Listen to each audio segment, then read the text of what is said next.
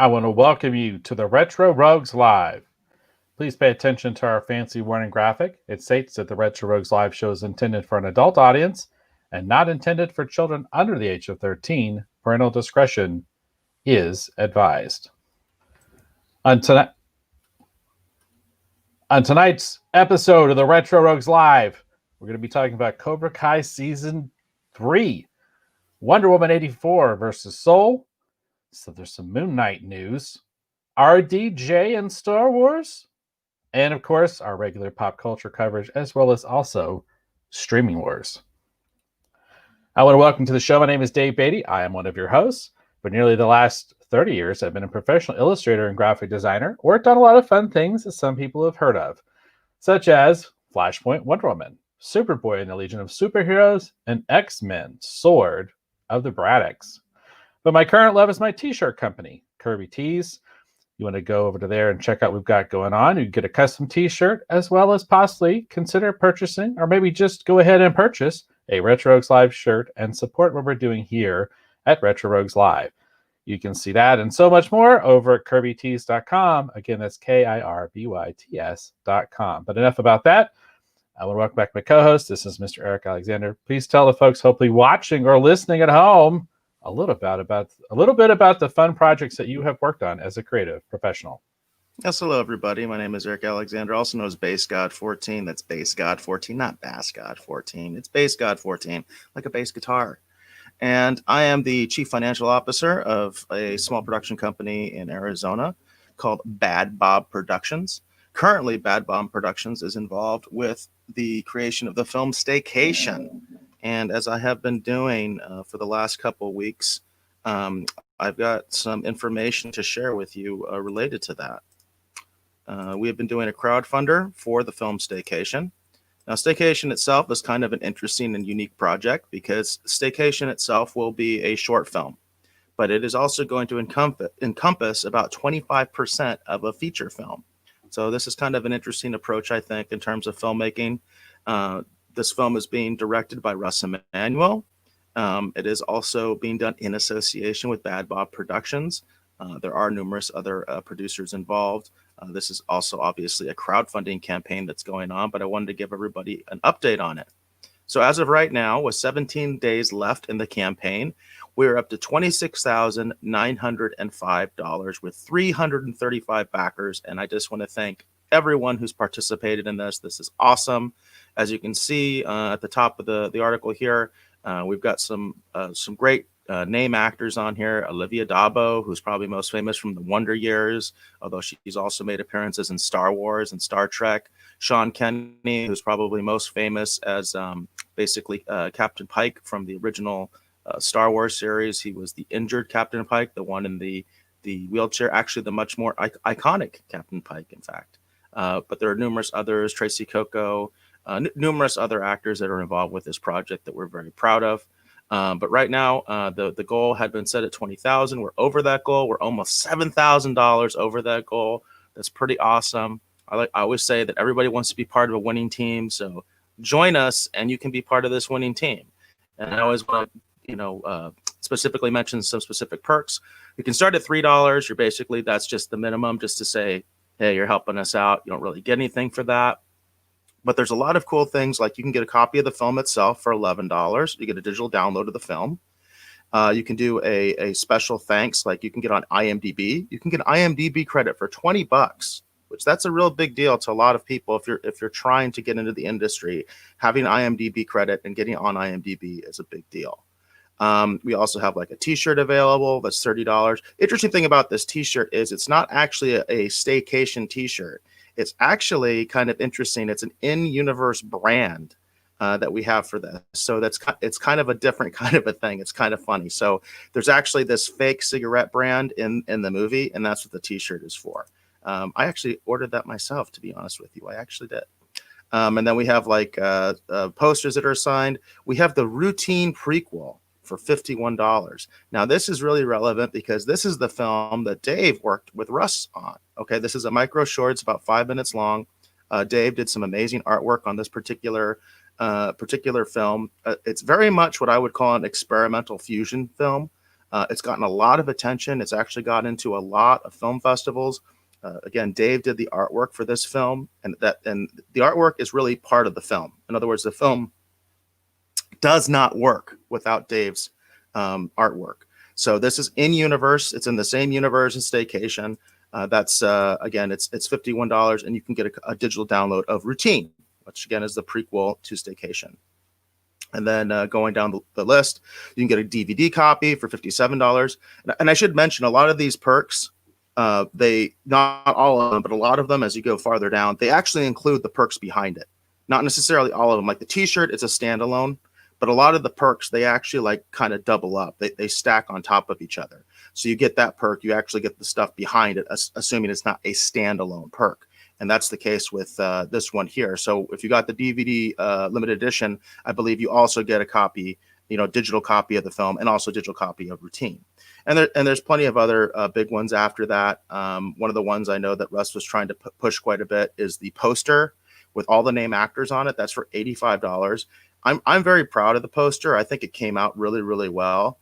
I really like it, but you can get a signed copy with all these different name actors. It's going to be 11 by 17 inches, and it's basically going to have all our name actors signing it as well. So I want to thank everybody who supported it. We still got some time left. There's always that valid question of, well, you've already reached your goal. Why are you asking for more money? Well, because we're independent and we always need money. That's the reason. I mean, that's the bottom line. We do not have studio support. We have to raise the money ourselves. There are always costs, that are associated with the production that you just didn't anticipate. Like, we really got hammered with the COVID regulations when we were filming in Burbank. We were filming on the weekend of November 13th in Burbank in Hollywood. And, the COVID restrictions were intense, and it really sucked up a lot of our budget. And independent productions tend to run out of money in post-production all the time. It's not an atypical thing. It just happens. It's just the way that the industry is, and it's the way it is when you're independent. I did want to recognize Jane. She's in the house. She said, "Hey guys, it's good to see you."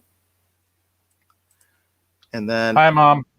I do want to go ahead and also share the link with everybody here. So I am going to go ahead and put that in the chat. That's going to go out to all the different chats. So that's not spam. That's just a link to the crowdfunder. Cool deal. Yeah, as always, I'm encourage everyone, check out Staycation. Find a tier that works for you. Help support independent film. I am very excited to see what comes of Staycation, as well as this universe that Russ is kind of putting together here. It's interesting how all this kind of started, because when he pitched me on this idea and wanted me to help out with Routine, I was like, yeah, sure. Not because I didn't, think it would work. It was just sort of like, it was very ambitious, and I was like, oh, okay, cool. I had so many high hopes for what was going to happen with Occupants. You know what I mean? And Yeah. And we, all of us, put in a tremendous amount of work on Occupants, and Occupants was a success, but I feel like maybe, I don't see myself returning to the Occupants universe anytime soon, just because I don't think there's a lot of momentum on that anymore. But the thing that's really cool about Staycation is I have a better idea of what Russ is intending to do. I know Eric's excitement and enthusiasm for the project as well, and I'm just really excited to kind of see where this all goes. I think it's really cool. So definitely find a tier that works for you, and support Staycation. It's interesting to note, so for people that kind of wonder like how the industry works and what some of the pitfalls are, Occupants is a good example of that. So with Occupants is actually, technically speaking, the IP is owned by somebody else. So our writer, who was a fantastic writer, by the way, and a great person, she's the one who came up with the concept. She's the one who came up with it. And then the producer on that project, Howard Nash, acquired the script and to deal with her so he could make the movie. So we didn't own the IP. And we were able to get her approval to do a comic book. And that was something that she was on board with. And it was something that I'm actually very proud of. I think we did a really good job on it. But the fact of the matter is, it wasn't something where one of us owned it. In this case, what's nice is that basically this is Russ and his partner, Emil Harris, is their baby.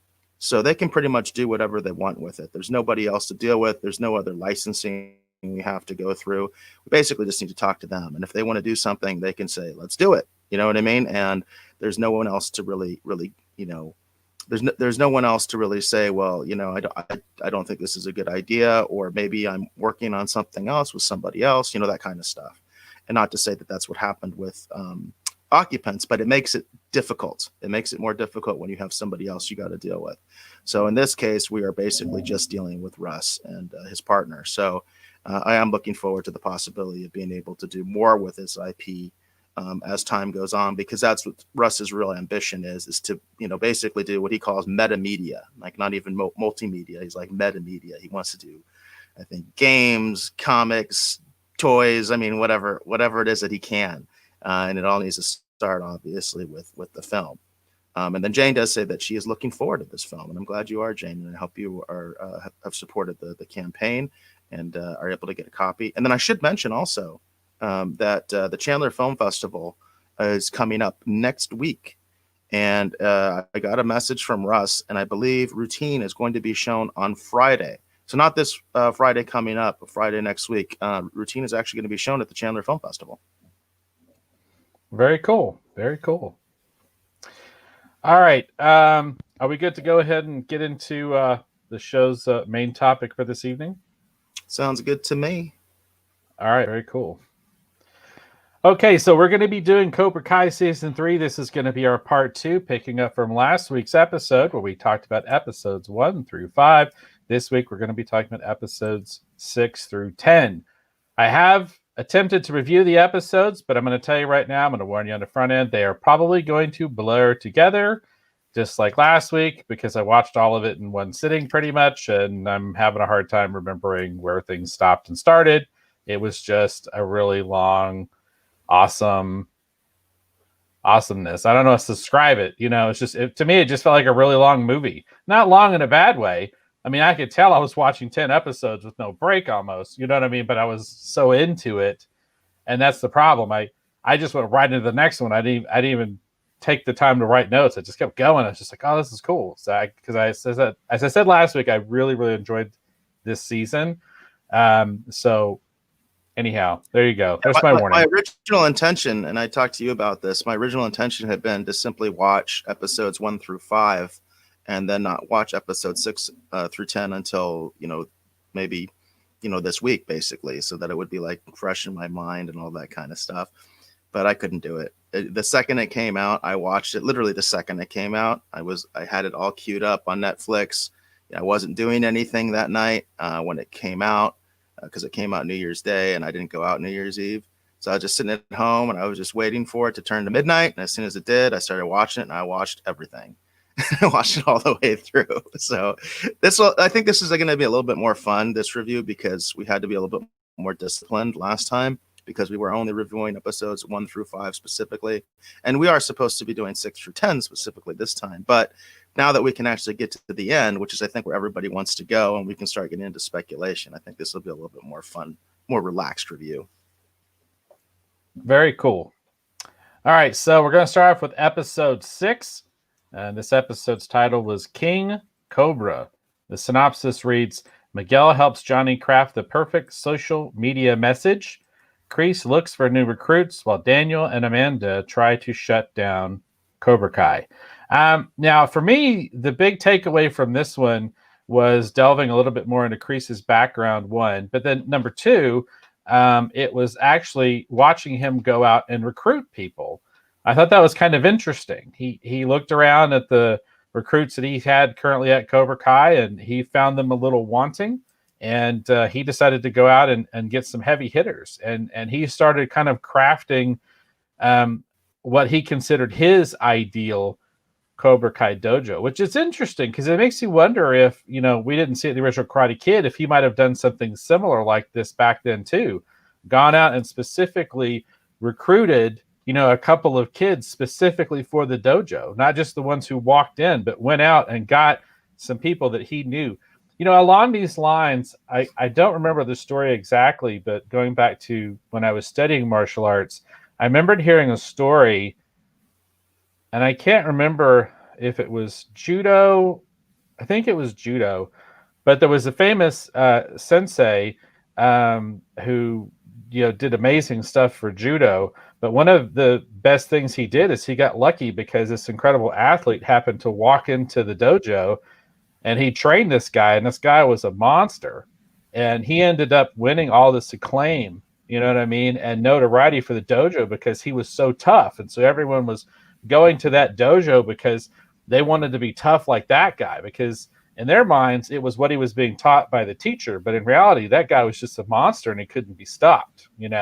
So I thought this was interesting because this harkens back to things, like I said, I've heard stories of in the past that some senseis have actually done. So that was my big takeaway from this one. That's going to be where I'm going to leave this one. But I did really enjoy this episode. What do you think, Eric? What was your big takeaway from this one? Actually, there's a lot there. There's a lot to play with. I did want to mention that Lynn had a good comment because we were talking about earlier about the binge watching phenomenon. And he said, the only thing I hate about this show is that each episode or season have endings that make you want to watch the next one and then the next one. And then it's midnight before you know it. And it's kind of funny because, I think that's part of the appeal of the show.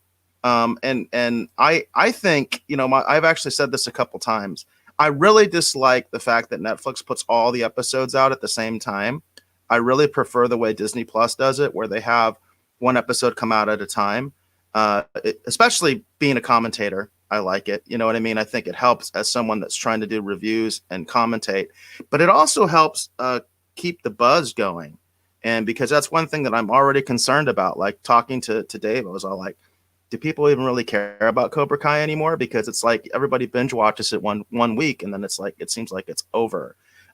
So I think if the show came out in the same format as, say, The Mandalorian, where one episode came out every week, I think those cliffhanger endings would be that much better, because you would have to wait an entire week for the next episode to come out, and you'd have all this anticipation. We could be having all this speculation, with the Rogues Gallery and between Dave and I about what's going to happen in the next episode, and we could either look great or look like complete morons, as we often do, both ways, so because we sometimes we get in, sometimes we don't.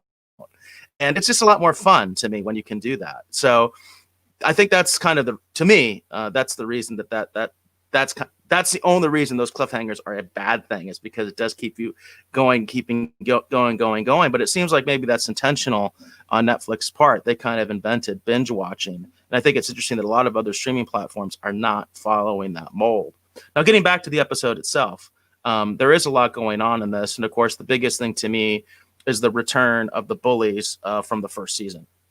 That was a really interesting call that they made, that they decided to do that, because I was kind of waiting for it. In fact, that was a criticism that I specifically had of season 2, was that I was like, man, I really feel like they should have done something with the Bullies. Now, what I would have done would have been completely different. What Crease did was really interesting. And I think, Dave, what you're saying makes a lot of sense, because I do think that anytime you have a team, right? Anytime you have a competitive team, if you're a coach or sensei or whatever, you are going to try to get the best players you possibly can. Okay. And sometimes people will even do that illegally. Like, for instance, recruiting used to be a big no-no when I was like in high school. Like, you were not supposed to be recruiting players. And I went to private school, so we got accused of recruiting players all the time, because as a private school, it would be much easier to do that. But that was like a no-no. You weren't supposed to recruit players for your program. So in this case, obviously, you have Crease deciding that he wants to get better athletes, because the people that Johnny got, obviously, for the most part, were kind of like the quote unquote nerds, geeks, and he built them up, right? That was the whole point. That was part of Johnny's transformation. That was part of the whole flipping the script, was he basically took all the nerds and the degenerates and he made them into cool people, which is kind of why Johnny's such an interesting character. Whereas Crease is kind of saying, well, that's not really what I do, even though we do find out that's what he did with Johnny. So it's kind of interesting, because we know Crease has done that before, and he considers Johnny his best pupil, his star pupil. And apparently Johnny kind of was a dork and kind of was a nerd as a kid, and it was Crease who kind of made him into a quote unquote badass and made him cool, which is interesting. So now Crease is saying, I don't want to do that. I would rather find some of the better athletes. So we get a bunch of the bullies back from the first season, which I thought was interesting. Again, it's not what I would have done. I almost felt like what they should have done was they should have almost like introduced like a third character or something like that. Kind of like how, you know how basically Daniel has a rival, in the car industry, and we have this character and he's been kind of established. And so Daniel has to deal with him as well. I think it would have been interesting to have like another dojo. Specifically, we talked about MMA. It's like we kind of have to, we do have to live in the real world a little bit, I think. At least we should. And I think they should have kind of addressed that a little bit more, that MMA is really big right now. And MMA is, generally speaking, I'm not saying whether it is or it isn't or anything like that. I'm just saying, as far as a brand, as far as like what people think on their minds, everybody thinks MMA is like better than any other discipline because you're literally combining multiple disciplines. That's what it means. It's mixed martial arts. So in theory, you're taking the best parts of multiple martial arts and therefore making the best all around fighters who can fight on their feet and can fight on the ground, right? And so when you talk about karate, that's one of the reasons karate is somewhat considered passe. You know what I mean? Is because people say, oh, well, it's just all about, fighting on your feet. Although when I took karate, we did actually do a lot of ground fighting as well. And we did also a lot of like sort of like judo throws and things like that. A lot of other things get incorporated into that. So it wasn't all just about staying on your feet all the time. But it's kind of interesting that they didn't go that route. And I don't want to get too far ahead of myself, but ultimately I was disappointed in where they went in this entire path, because I was kind of excited. In fact, we had talked about it, like, where are those guys? It would have been cool to have them, and they bring them back. And I don't know how I can say I'm disappointed about the end result of what they did with them. I don't feel like they did a lot. There is a pretty interesting scene, and I think it's in this episode, and you can correct me if I'm wrong, Dave, if I'm getting ahead of us. But there is an interesting scene. They show up at the dojo, and I think it happened in this episode, right, where they actually do the challenge. Wasn't that in this episode? Yeah, I think that was this episode. And this is the one where we get that scene of Hawk that we were all speculating about from the trailer, and we were wondering whose blood was on Hawk's hands. And I had all this crazy speculation. Like, I thought it could have been Johnny. I think at one point, Dave, you thought that maybe it could be Dimitri.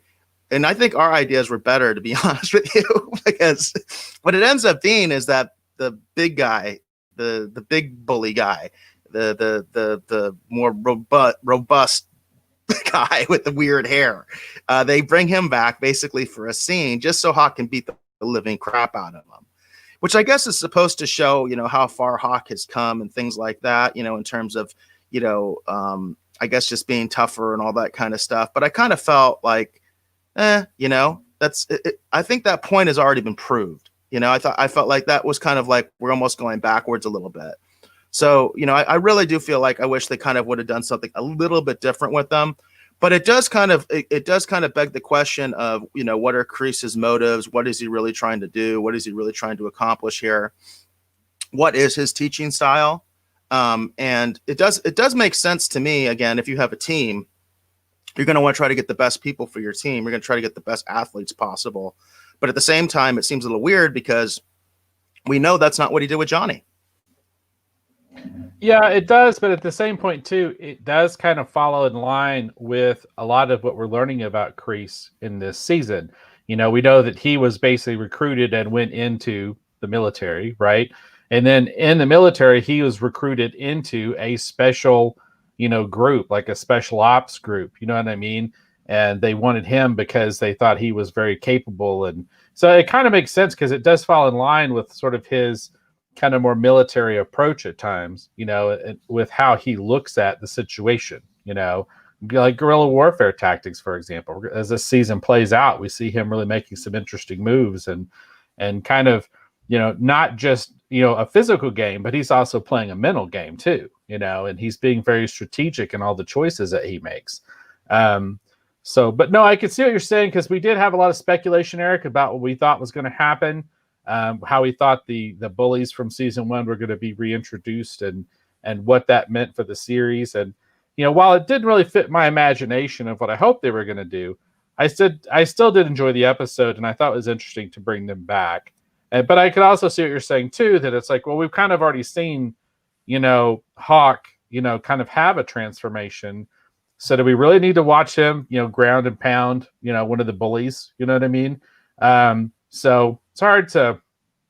I think the big thing too with this though is to make Hawk also kind of question what Crease is doing. You know what I mean? This is when we begin to see kind of the cracks where Hawk's, he's still on board and he's part of the crew and whatever. But when Crease starts dismantling, the Cobra Kai that he thinks of, right, and starts assembling his own, I think that's when Hawk begins to question, what Crease is really doing. And kind of sets up what happens later in the season, I feel like. Yeah, I think you've got a good call there. And then I want to get back to the Rogues Gallery real quick. We were talking about sort of the cliffhanger nature of the show, and Lynn was mentioning The Walking Dead was like that before it jumped the shark. Totally agree with you, Lynn. I was really into The Walking Dead, and one of the reasons I was into it was because of the cliffhanger endings. And after a while, honestly, it just got a little silly to me. At first, I was really into it. Probably the first, I think, 3-4 seasons. I can't remember where it was that I kind of stopped watching. But yeah, that was a big draw for The Walking Dead, was all of those different cliffhangers and things like that. But I do think it's probably kind of jumped the shark since then. And he also did agree that MMA is definitely more marketable and attractive these days. I think there's just no denying that. True. So are we good to go ahead and move on to the next episode? Yeah. All right. So I'm not exactly sure how to pronounce this. The episode title is Obstaculos. Maybe I'm saying that wrong. Anyhow, the summary basically says Daniel spends some father-daughter time with Sam. Johnny struggles to come up with a cool name for his new karate dojo. So I said last episode that I felt like that for me, in my personal opinion, I felt like that Sam had a really interesting arc this season, and I enjoyed kind of her journey and kind of seeing what she went through. And Samantha's journey also was not what we speculated or what I imagined was going to happen in this season at all either. But we do learn some interesting things actually in this episode that I thought was kind of cool. My big takeaway from this episode, while not overly dramatic, is going to be I enjoyed the conversation that Daniel and Samantha had when they were in the boat, primarily because I liked hearing more about Miyagi, because we know that Samantha knew Mr. Miyagi when she was a child while Daniel was training her. And one of the big questions is, well, how well did she know Mr. Miyagi? Did she actually train with him just like Daniel did at one point, even though she was really little? And it was really interesting to hear a little bit more of the backstory and how she remembered Mr. Miyagi. And of course, Daniel talks about, the standing on the end of the boat, which of course, the classic scene from the original Karate Kid movie.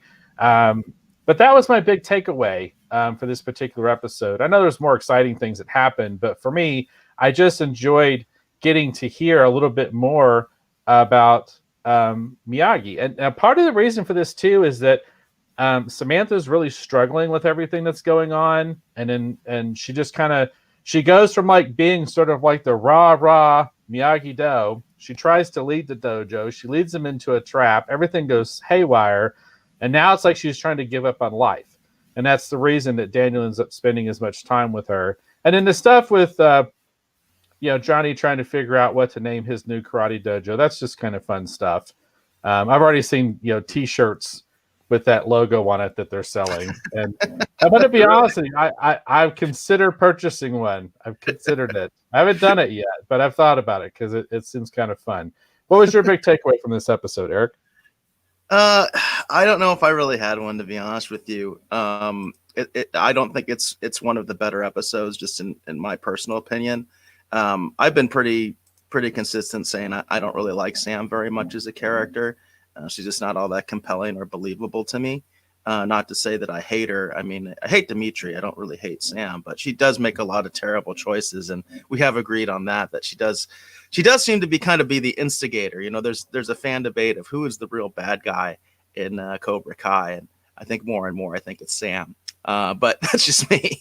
So I didn't have a lot of takeaways from this. I don't even remember. I didn't think it was in this episode that they really even established Johnny's new dojo. I'm not sure if they did or they didn't. I can't remember. Is he already training in the park by this episode? Well, I know that he's trying to find a place to train, and I don't remember exactly when I don't think they unveil the name. It's just the synopsis brings up that, you know, he struggles to come up with a name, and they did spend a little bit of time with that. So at this point, I think the only person he's really training still is Miguel, right? Is Miguel, yeah. Him, right. Basically with his rehabilitation, right? And right. he had that breakthrough moment when he took him to the Dee Snider concert, right? And right. Miguel started to move his foot, which was a huge breakthrough. And then from there, Miguel, I think, quickly recovers, right? I think by this time he's walking. I think by this time he's starting to walk and stuff, and he's starting to do things. But I can't remember if this is the episode where they're actually like training in the park at this point. That's what I don't remember. If I remember correctly, part of what's going on too around this time is that, you know, Johnny, like Miguel's like, well, when I get back to school, I'll talk to the guys and I'll tell them they need to stay away from Crease and they need to come train with us. You know what I mean? And Miguel is going Miguel around does back to school, right? Yeah. We have and he is walking. He's on his own power. Yeah. He's not being carted around. And he actually walks into the school, and I think he starts to talk to some people, including Hawk, because he would. The way it's been kind of set up is Hawk is his best friend at this point. Yeah. And so, you know, he's talking to the guys about, hey, you need to come, you know, chain with Sensei Lawrence and blah blah blah and whatever, and it just doesn't work out, and that's kind of where they're at. It's like Johnny's lost because he drives around trying to find a new place to set up the school at. He can't find anywhere that'll take him because he can't afford to do anything, and then, you know, he ends up settling on teaching in the park, which is ironic because there was a period in my life where I taught martial arts in the park, and it was a similar sort of, not a similar situation. I didn't have a bunch of students who got into a rumble in the school, but I did have a falling out with basically my instructor at the time. I had a falling out with some of the senior students. We did not see eye to eye on a lot of things. And so I was just like, you know, forget it. And I just threw up my hands and I walked out. And then eventually I ended up training in the park, mostly with friends from different disciplines. And I learned a lot about other people's martial arts and learned a lot about myself in the process, and really grew as a teacher, I think. So I could definitely identify with what Johnny was going through in a way that I think some people probably couldn't understand. But that's where Johnny finds himself at. You know, he doesn't really have a quote unquote dojo. All his students don't automatically fall back in line behind him, which we all knew that was probably going to happen anyway. But Johnny's basically in a rebuilding phase, to use a sports analogy. That's where he's at. He's going to have to build everything back up. And that's one of the things they show us, along with the fact that he's struggling because he wants to have a really great name. And they kind of build up until they eventually give us that reveal of the Eagle Fang karate. So, but it's you know, not the world's best episode, but like I said, I did enjoy learning more about Mr. Miyagi, you know, from Samantha's point of view and Daniel, you know, while they're out in the boat. I thought that was kind of cool. Well, Lynn sort of doubles down, I guess, on your experience here. And he says, Eagle Fang doing karate in the park reminded me of working out behind Dave and Micah's apartment. Beware of spikes, gumballs, and doggy doo. Yeah, it was interesting. It was definitely interesting. Let's go ahead and go to the next episode. So this episode 8, the title of this episode is The Good, the Bad, and the Badass. Informed that the All Valley Karate Tournament is being canceled, the 3 competing senseis attend a city school meeting to save it. So this was an interesting episode. That's the picture we have in our background, actually. Yeah. Part of the thing that's interesting about this particular season, which I thought was kind of cool, is that when we watched the season finale of season 2, I remember, Eric, you know, we were talking and I was just like, man, how are they going to deal with this? Because there's no way you can have that many underage kids trying to kill each other, and you put someone in traction, you know what I mean? And everything's going to be okay, right? And it's interesting how they continue to follow that through line, which is really cool because, we get the whole, like, they're going to hug it out thing. Some of the kids are kind of on, they've been suspended or they're on some kind of a probationary status. You see the fallout, right? There's definitely a lot of fallout. And one of the things that comes up actually might be, is this the episode? I feel like this is around the time that Robbie gets out of jail. Isn't this around the time that Robbie gets out of jail? And we do have that moment where Tori, am I getting ahead of myself? Is Robbie out of jail in this episode? Yeah, but what I was going to say, this is also in the aftermath. There's a specific point to what you were saying, which is that there's that moment, and I hope I'm not getting ahead of myself in order of the episodes, but there's that moment where Tori sees Robbie at the probation office, and she makes it a very clear point. You and I are the only ones doing this. Okay, nobody else got that consequence. Nobody else is got thrown out of school and basically got charged with the crime, which I think is kind of interesting because there is a kind of lack of reality in this, and they do play with it. I think this might also be the episode where they look into the possibility. Oh yeah, actually, I think it was last episode. They were looking at the possibility of getting a restraining order against Crease, but Crease totally flipped it because he had already got a restraining order against Daniel's wife because she attacked him, because she slapped him. She totally fell into his little trap. Right. That was kind of cool. So they did play with it a little bit, but they don't play with it like in a very serious way. So it's kind of interesting. The only people that actually ended up with like serious consequences from basically these karate gangs fighting each other, because really that's what they've become. They've degenerated into karate gangs. I mean, they're having fights in public places and things like that. It's kind of crazy. And the thing that's interesting about that is that basically you just have this kind of crazy situation going, and like you said, for a while, it's kind of like, well, how is like the rest of the valley reacting to all this? And you only get little bits and pieces, and it's very inconsistent about like what the consequences of these actions are. So in this one, you actually get one. Yes, and so basically they basically cannot get a permit in order to have the All Valley tournament. And part of the reason for this too is because of the attack that happens where they break Dimitri's arm, because this is also fallout from that too, because it's not just the one incident, but now they have a second incident, and that's part of the thing. And they're like, look, we can't keep this under control. Clearly, well, it already wasn't one incident, because before the fight at the school, we had a fight in a public mall, in a mall food court. Yeah, no, so. but what I'm saying is clearly we've had multiple incidents, right? So they decide that, okay, we shouldn't have this going on, so we're just gonna have to not do this. And so everyone has obviously a different vested interest or a stake in this. Obviously, when you're talking about Crease, you're talking about Johnny, and you're talking about Daniel. And so they put together sort of their arguments, and they're all going to go to this city council meeting, and they're going to plead their case for why the tournament should still go on. And in the midst of all this, it disintegrates.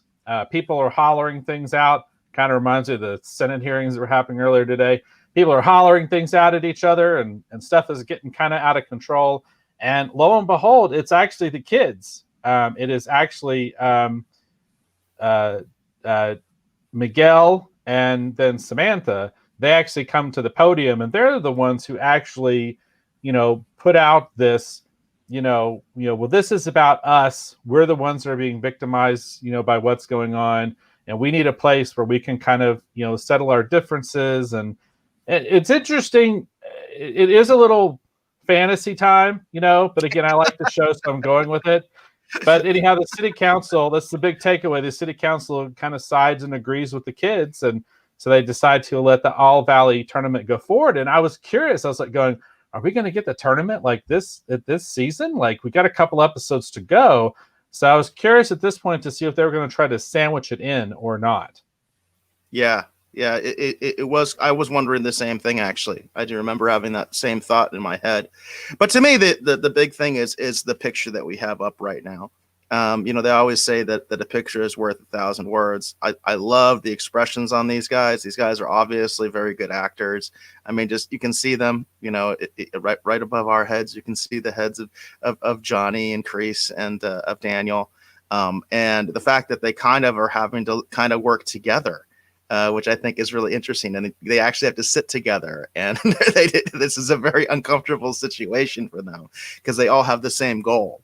The other part that's interesting to me is that in having Sam and Miguel come together to argue for the All Valley tournament. By the way, I thought their arguments were a little bit silly, but it is what it is.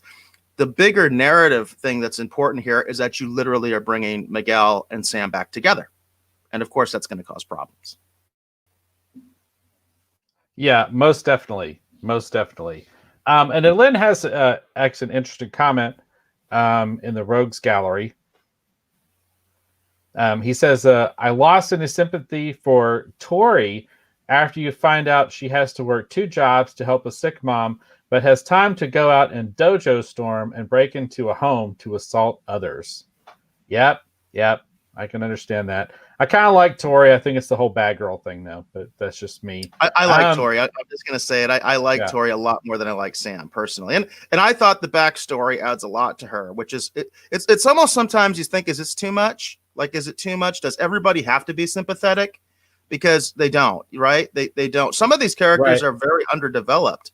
For instance, I'll go back to the original Bullies.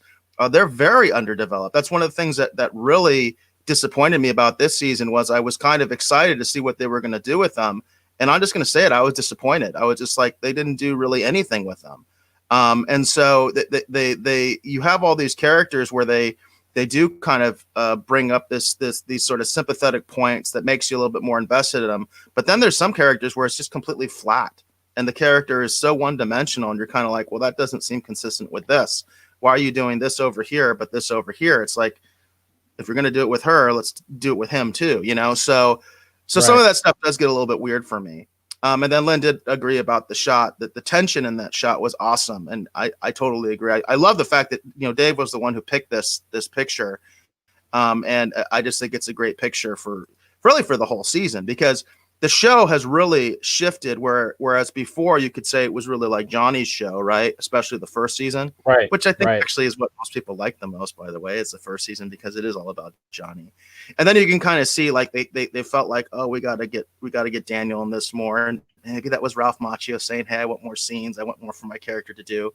And then now Crease is like the star of like season 3. It's kind of interesting. And it's interesting, too, because I feel like it follows not exactly the model of the movies per se, but we do learn more about Crease, and we see Crease's plight way more than in any of the films in Karate Kid 3. So it makes sense that we would kind of focus, because the producers of the show, they're definitely, Karate Kid fans in terms of the whole oeuvre of the Karate Kid saga. So it's fitting, that season 3, we learn a lot more about Crease than we never knew. Which I think we both said we didn't quite expect that, like we didn't really expect them to get so deep into Crease and give such a huge backstory. I definitely was taken aback by that. And just a point of order, Lynn uses the term dojo storm for those people who are not terribly plugged into the martial arts community. Dojo storming is where you send a senior student to a rival's dojo to mess with the senior student, and in some cases even the instructor, to make them look bad, and then in turn try and actually steal those students out from under that dojo. That is an actual real quote-unquote underhanded business practice that was going on in the mid to late 90s. It's kind of what Daniel did. Yeah. I thought that was one of his low moments. I didn't think him poaching from Cobra Kai was a very classy thing to do. I still think that was a big escalation, unnecessary escalation at that. I think it would have been more interesting, actually, if he had just taken the Bullies and done something with them. That would have been kind of cool, Right. So if we're good, we'll go ahead and we'll move to the next. There is the lead in, right? The ending scene of this episode, which leads into what the next episode is all about, is Allie's back. We get to see Allie, which I thought the way they did it was really interesting, because at first you're kind of like, who is this? You see like this older lady, and she's like talking about how, oh, I'm so glad you're here for Christmas. And you're kind of wondering what's going on. Like, who is this that's talking? And then it's like, it's Allie's mom. Allie is back in town. Yeah, that was a big moment. And then we get into episode 9, Feel the Night. And as Eric just said, Allie is back finally. You know, I've been watching every episode wondering, it's like, are they going to bring her back? How are they going to bring her back? When is she going to show up? We had all kinds of crazy speculation about what we thought they were going to do, which they basically didn't do any of that. They did their own separate thing. Allie just, she kind of shows back up. During the course of either this episode or the next episode, we do learn that, things at her house are not exactly going great, which is part of the reason she's there visiting, with her parents, and her husband isn't with her kids aren't with her, and we find out that she's in a much more, I guess we'll use the term available. She's in a more available situation I think anyone was expecting, at least that's what I thought. So the summary for this episode is, it's Christmas time in the valley and romance is in the air. Daniel and Miguel find common ground and the Cobra Kai recruits go on a mission. So obviously the big takeaway from this episode, everybody, for me, was obviously just the reintroduction of Allie, finding out what's been going on with her. That's a big thing, especially for Karate Kid fans. I think, having watched the original Karate Kid movie, I can't think of anyone that loves that movie who probably didn't at one point have a crush on Elizabeth Shue.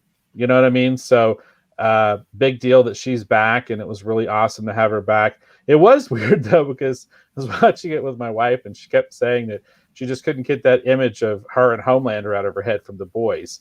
So being in The Boys definitely has changed her image, at least as far as my wife's concerned. And I didn't have that image in my head until my wife brought that up. But anyhow, enough about that. But for me, that was the big takeaway from this episode. It was just seeing them kind of reconnect. And I think, don't they go out and do kind of the same stuff that they did, like they would have done way back in the day. And we learned a lot more about Johnny gets his Golfland montage moment. Yeah, exactly. Yeah, finally. Right? Yeah. To counter Daniel's golf and stuff moment with Allie. Yeah. I thought that was kind of neat. I mean, that's total nostalgia. It's kind of neat to see Johnny get his day with Allie, because obviously he had mentioned in the previous season that he never really got over her. That was basically like his first love. That's kind of why he was such a jerk and everything like that, because of a girl. And that happens all the time, folks. That's actually a real thing. That's a very real thing. And so it's kind of nice to kind of see them together. And, it's also interesting to see, because I've watched some of the like behind the scene interviews and some of the, some of the online interviews they've had with Elizabeth Shue, and they really didn't have a lot of scenes together. I think the only scene they really had together was that first scene on the beach. They really had very little like interaction with each other on the original Karate Kid. And so it's kind of interesting to see that the two of them do actually have a lot of chemistry. I think they actually did a really good job. I mean, they're both really great actors. I mean, there's no doubt that Elizabeth Shue is a great actor. And it's funny when you talk about other roles that make it into people's minds. I've never seen The Boys, but I've seen Leaving Las Vegas, and you talk about a different image. I mean, she played a prostitute in Leaving Las Vegas, right? So, and that's actually, I think, a really, really great film. Tragic film, but really good film. And so she's a great actor. She absolutely, was on the top of her game. And I was really impressed about the great chemistry she had with William Zabka, with Johnny and Allie. I don't know. They just kind of looked good together, and she still looks great. That's part of it too. I mean, she's still just a great looking woman. I totally had that crush on her.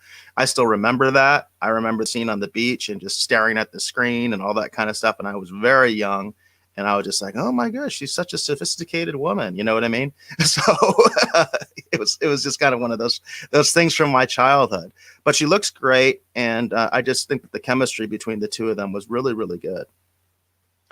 And in the background of this episode, we get kind of where I don't exactly understand why they come up with this mission, but they decide that they're going to go steal this cobra from the zoo. And in the midst of all this, they break into the zoo. They're going to steal it out of the reptile house. It looks like they're going to get caught, and now go running out. And one of the people that's with them during the midst of this is Robbie, because Robbie Right. again kind of connected with Tori when they Robbie's were, now kind of joining Cobra Kai. Yeah. yeah. And so Tori kind of, lures Robbie there, sort of, so to speak. They break out and they think, well, we failed in our mission to get this Cobra for Sensei, and then lo and behold, Robbie comes out and Robbie actually went in and did get the Cobra. And that, of course, increases his status among the other Cobra Kai, which again continues to make, Hawk. And by this point, you could tell that Hawk is definitely feeling uncomfortable because when you think about it, he doesn't like Robbie. I think he feels about Robbie the way we feel about Robbie. Wouldn't you agree, Eric? So he doesn't like Robbie.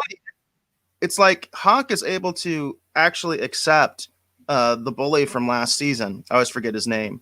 The bully from last season. In fact, they're pretty much like okay with each other at this point.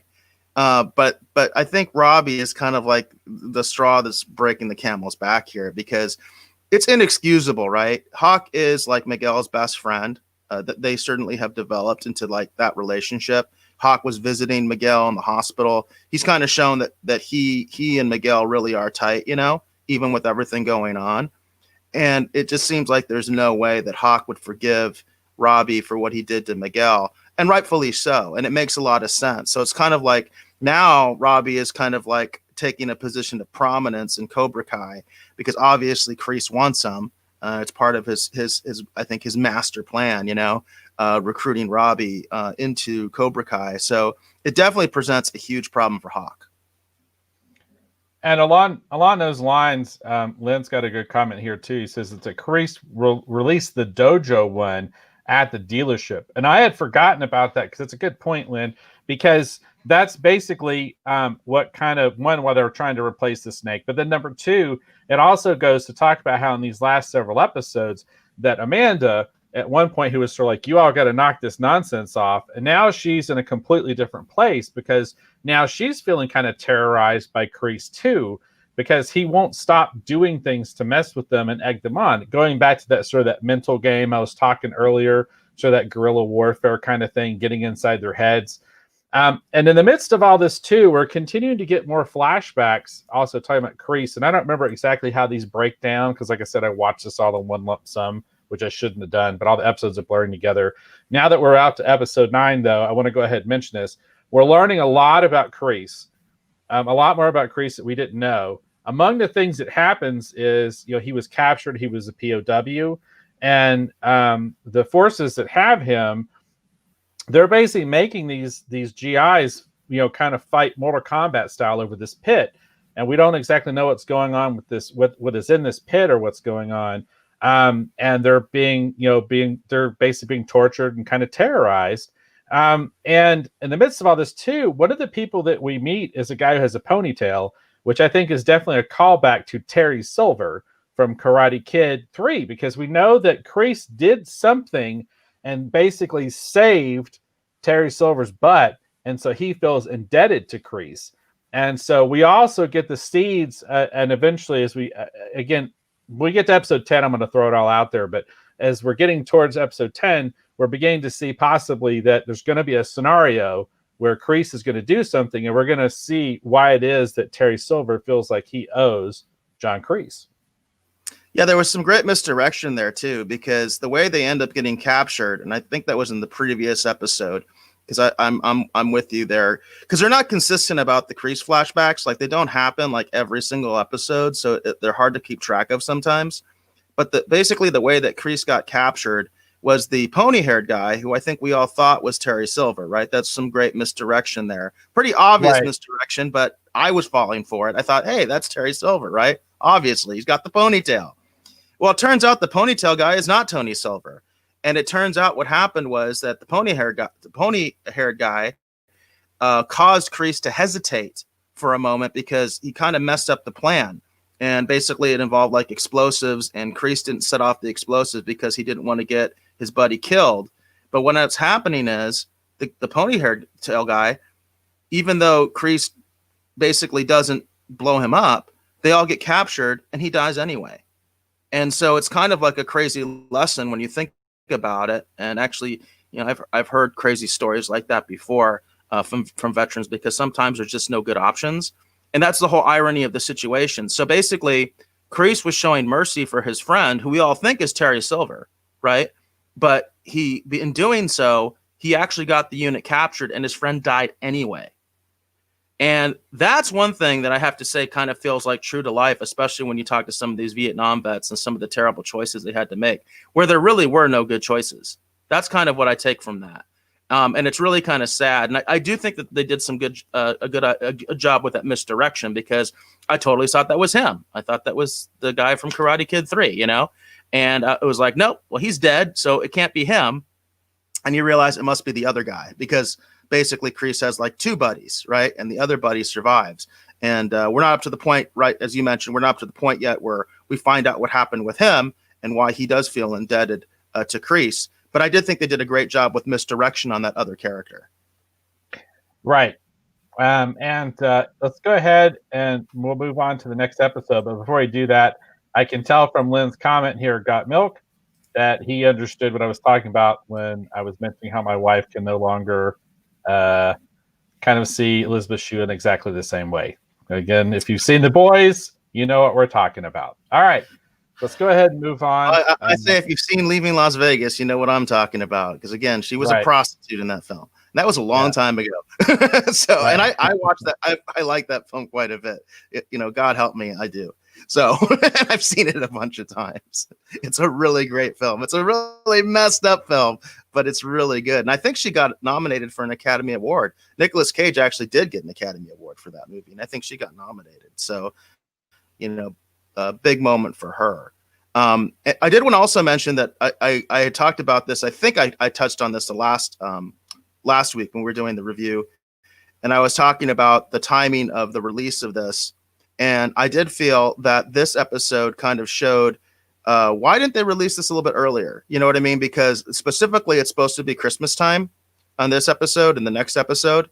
And this came out on New Year's Day. Obviously, it came out quote unquote early, but I'm kind of wondering why they sat on it for so long and they didn't release it for Christmas. I mean, maybe they thought too much was going on with Wonder Woman, although I don't think Wonder Woman had made an announcement about their release when they decided to come out with Cobra Kai's release date. But I just thought that was kind of weird that this show, this season didn't come out closer to Christmas time. True. So we're going to go ahead. We're going to move into episode 10.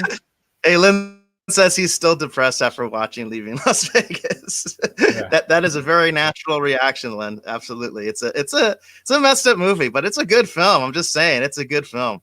It's a good film. So now we're at episode 10, and this episode's title is December 19. And it says, the synopsis says, old wounds begin to heal at a holiday party, but Crease's students commit a brutal assault, leading to new betrayals and alliances. Okay, so this is the big finale, everybody. This is where we can throw everything out the window. We can begin speculating, all this kind of fun stuff. So real quick, a lot happens in this episode. A lot.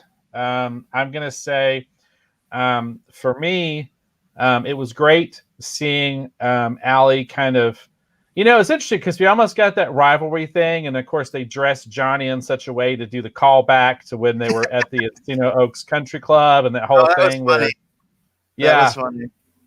So it was interesting how that all kind of came together. But it was really cool. And it was, again, one of those scenes they keep showing us. And everyone can see that Johnny and Daniel have more in common than they realize. And it's again, it keeps going back to this idea. I keep talking about this concept of the yin and the yang, and that Daniel and Johnny, while representing opposites, right, in terms of philosophy, style, approach, that they are the two that make a whole, essentially. You know what I mean? That basically, the two of them almost have to exist, right? And it's interesting that, again, at this holiday party, everyone can see it. Allie can see it. Amanda sees it. And so they're kind of connecting, having this little moment. And then the Cobra Kai students, actually the Eagle Fang karate students show up and the Miyagi-Do students are there because Samantha and Miguel have decided that they need to work together to stop Cobra Kai, that they can't be two separate groups, that they're going to be stronger together than apart.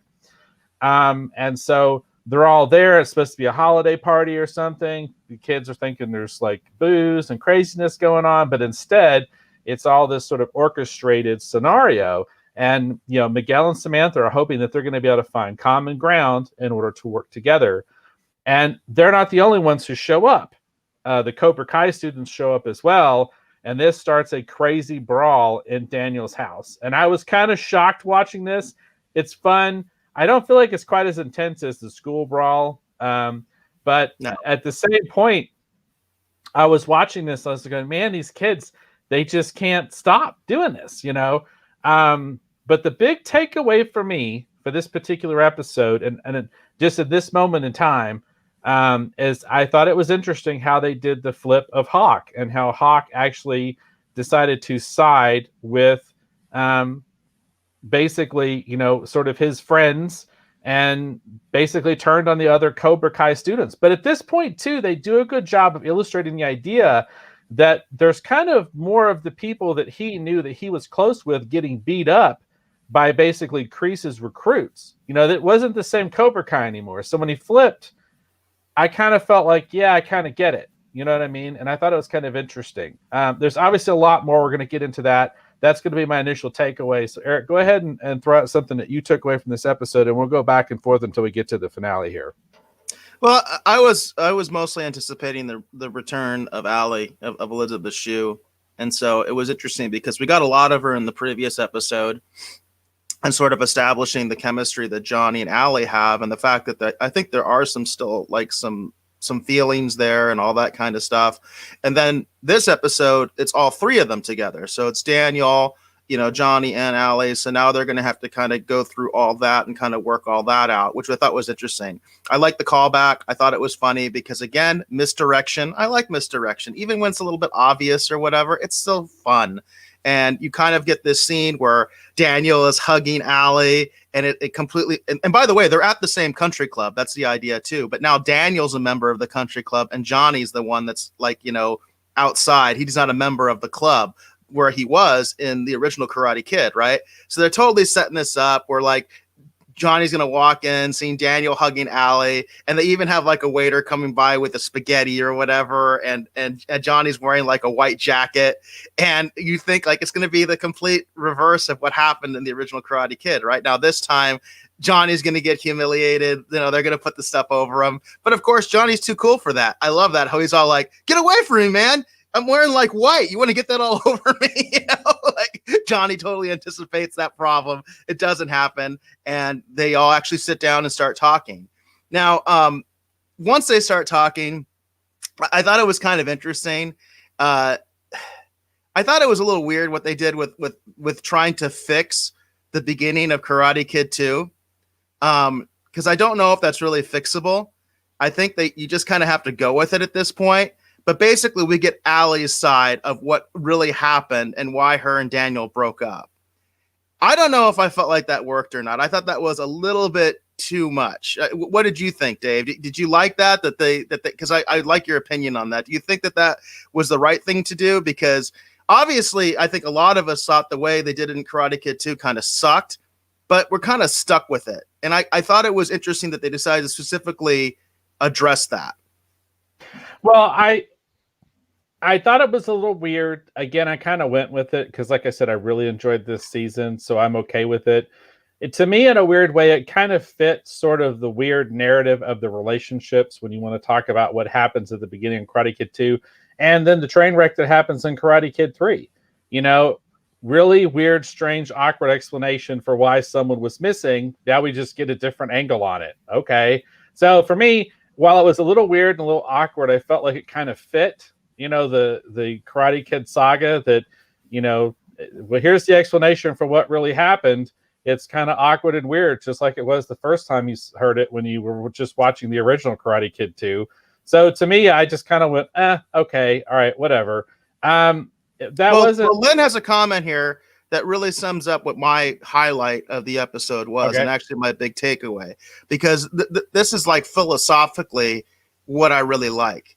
And this is something that I actually have been trying to apply to other areas of my life. And when I'm talking about things, because this is some really good truth right here. And it does give an out even for what I'm complaining about, because I think maybe they went a little bit too far. But Allie has a great line.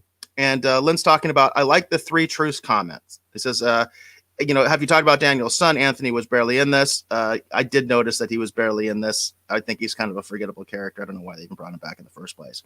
But the 3 truths, Lynn, the 3 truths. So this is actually Allie's line. And I thought it was really neat because there's this anticipation where she's talking about Daniel's side and Johnny's side, and the fact that they're, you think you're right, but there are actually 3 sides of this story. And what you expect her to say, at least what I expected her to say, is there's, Daniel's side, there's Johnny's side, and then there's my side, right? Because she was involved with this too. That's not what she says. This is a really great line. This is something you can actually apply to life. It's a really interesting, cool philosophy. With everything going on right now, this is exactly a takeaway for life. And I feel like this might be, again, another example of the writers using the characters to literally voice their opinion on things.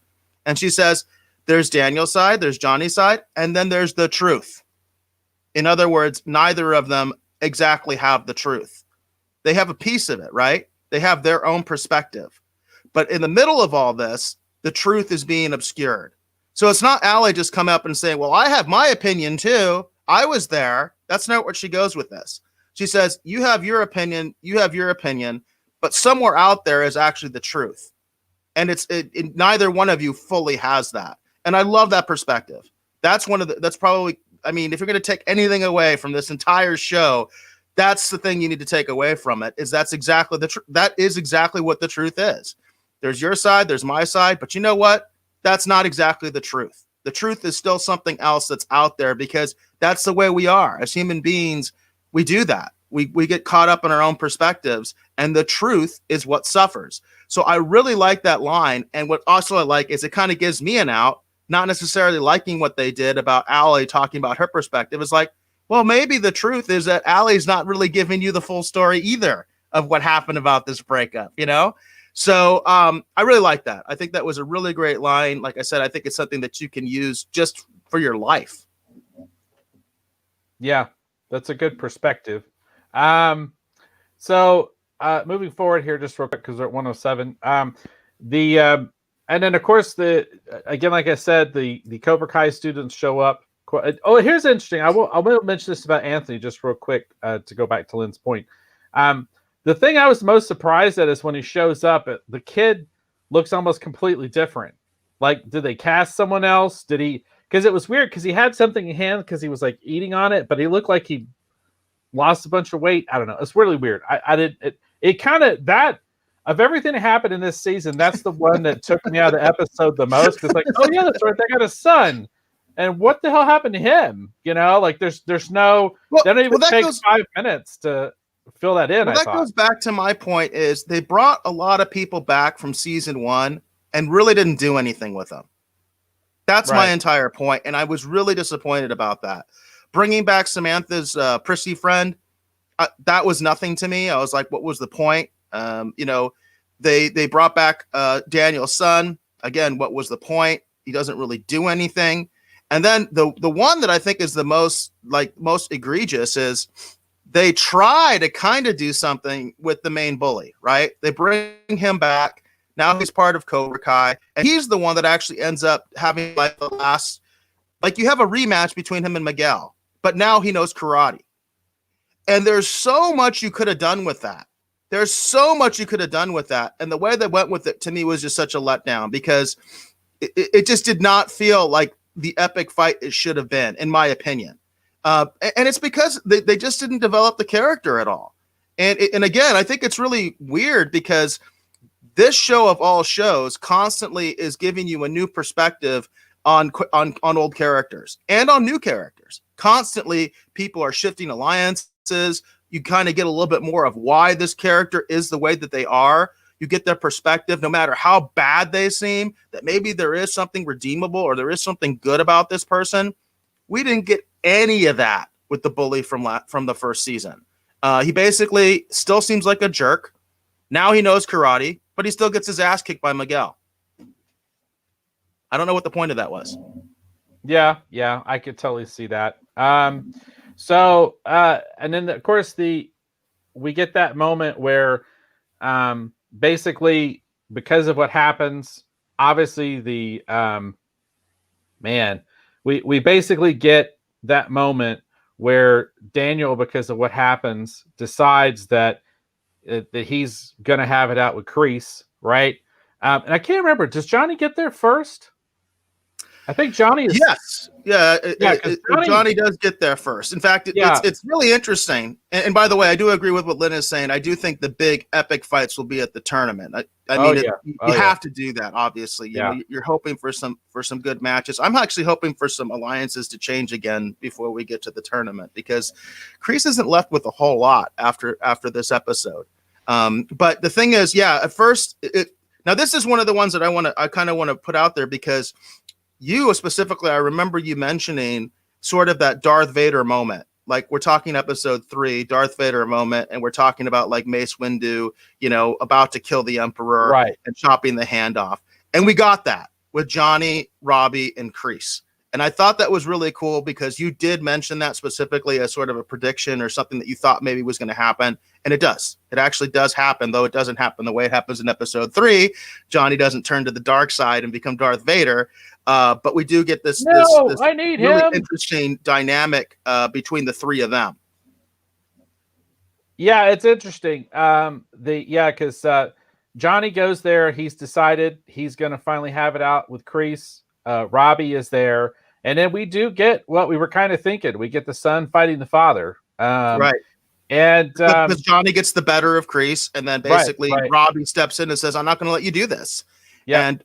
And Johnny actually, what he does is he actually like knocks Robbie out, kind of on accident, but he knocks him out. And it's kind of like, oh crap, you know what I mean? This isn't good.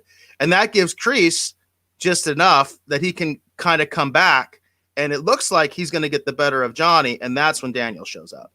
And this is the point at which the episode where my jaw was kind of on the floor, because I was like, what the heck? Because it's like you've got Robbie knocked out, Johnny's beat up, Crease is beat up. Clearly they're having it out. Daniel comes walking into the middle of this insanity. And I was just like, holy cow. And then here we get it. Finally, folks, this is it. I've been waiting, I don't know how many years for this.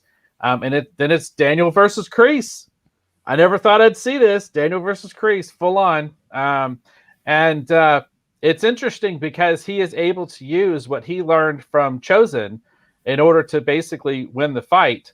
And then there's this really tense moment where it looks like Johnny and Daniel are kind of looking at each other, and Johnny kind of gives this nod, and it's like they're about to Mortal Kombat finish him, right? They've kind of come to this realization that Crease cannot be allowed to just walk away. And I kind of half wondered, it's like, what is Daniel about to do? Because you do question it for half a second, because when we kind of saw this moment in Karate Kid 2 at the beginning, that's, of course, is where Miyagi does the honk the nose thing, which is what Chosen did when he was working with Daniel. I didn't get the feeling that Daniel was about to honk the nose. Did you think he was about to honk Crease's nose? That's the thing that went through my mind, was that it was going to honk his nose. I really didn't like that, by the way. I think the whole thing with the secret of Miyagi-Do and stuff like that, it's a little, I don't know. I call bullshit. I'm with Master Ken. You know what I mean? So I'm sorry. It's just a little bit too much for me. Well, from a dramatic standpoint, I thought that Daniel was about to do something other than honk the nose, and it looked like that. That's what I thought. I thought that was the most obvious thing. And I was curious to see what was going to happen. And then this is when Samantha shows up. I think Miguel shows up. Basically, we get some other people that kind of show up, and it's sort of like, well, how is this going to end? And it's basically decided in the aftermath of this that they're just going to settle this at the tournament. You know, that's what they're going to do. Everyone's going to go back, train their own students, and then this is all going to be settled at the tournament. And then we get the big moment that I predicted a long time ago, because I felt like the only way to stop Crease was if Johnny and Daniel could find a way to work together. And that's, of course, for me, that's the super big moment. That was like the moment of the series, is where we see, Daniel with his students and Samantha. They're obviously at the Miyagi-Do dojo, which, of course, is Mr. Miyagi's old house. They're getting ready to train. And then here come the Eagle Fang karate students, which, of course, Johnny's students. And then there's Johnny. And it looks like they are going to train all together, because they realize that in order to stop Crease, it's going to take the two of them. And I thought that was interesting. I kind of predicted that. I kept thinking when I saw what Crease was doing, especially during season 2, I couldn't see any other way for them to stop Crease than if they worked together. Yeah, it's interesting. I know this is something that a lot of fans wanted, and they have been kind of asking for, and they kind of like, this is something where they definitely kind of went with the grain. This is what a lot of fans have been asking for, I think, since even season 1. And when realized Crease was back in the picture, they kind of felt they knew where this was going. So I guess for me, it's a little anticlimactic. Sometimes it is kind of fun to be wrong, because then you kind of like, oh, well, I didn't see that coming. I totally saw that coming, because that's what everybody wanted. So for me, it's a little bit anticlimactic. For me, the thing that was much more interesting is finally seeing what it is exactly that happened with Crease and why Crease is the way he is. I think Crease is the star of season 3. I think he's taken the mantle over from Johnny, because Johnny's kind of wussing out a little bit as far as I'm concerned. There's not a lot of this no mercy anymore, Lynn. No mercy seems to be going away. There's all sorts of mercy now. But the thing with Crease was there was no mercy, because Crease was in combat and he was placed in a very, very bad situation. And what you find out is that these sort of gladiatorial games were going on in this POW camp.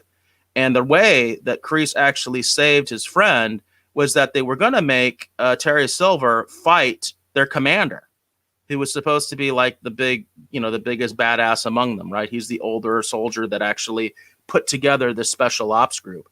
And they're going to make Terry Silver fight this guy. The commander is a complete idiot, complete asshole. I don't know if I really believe that character.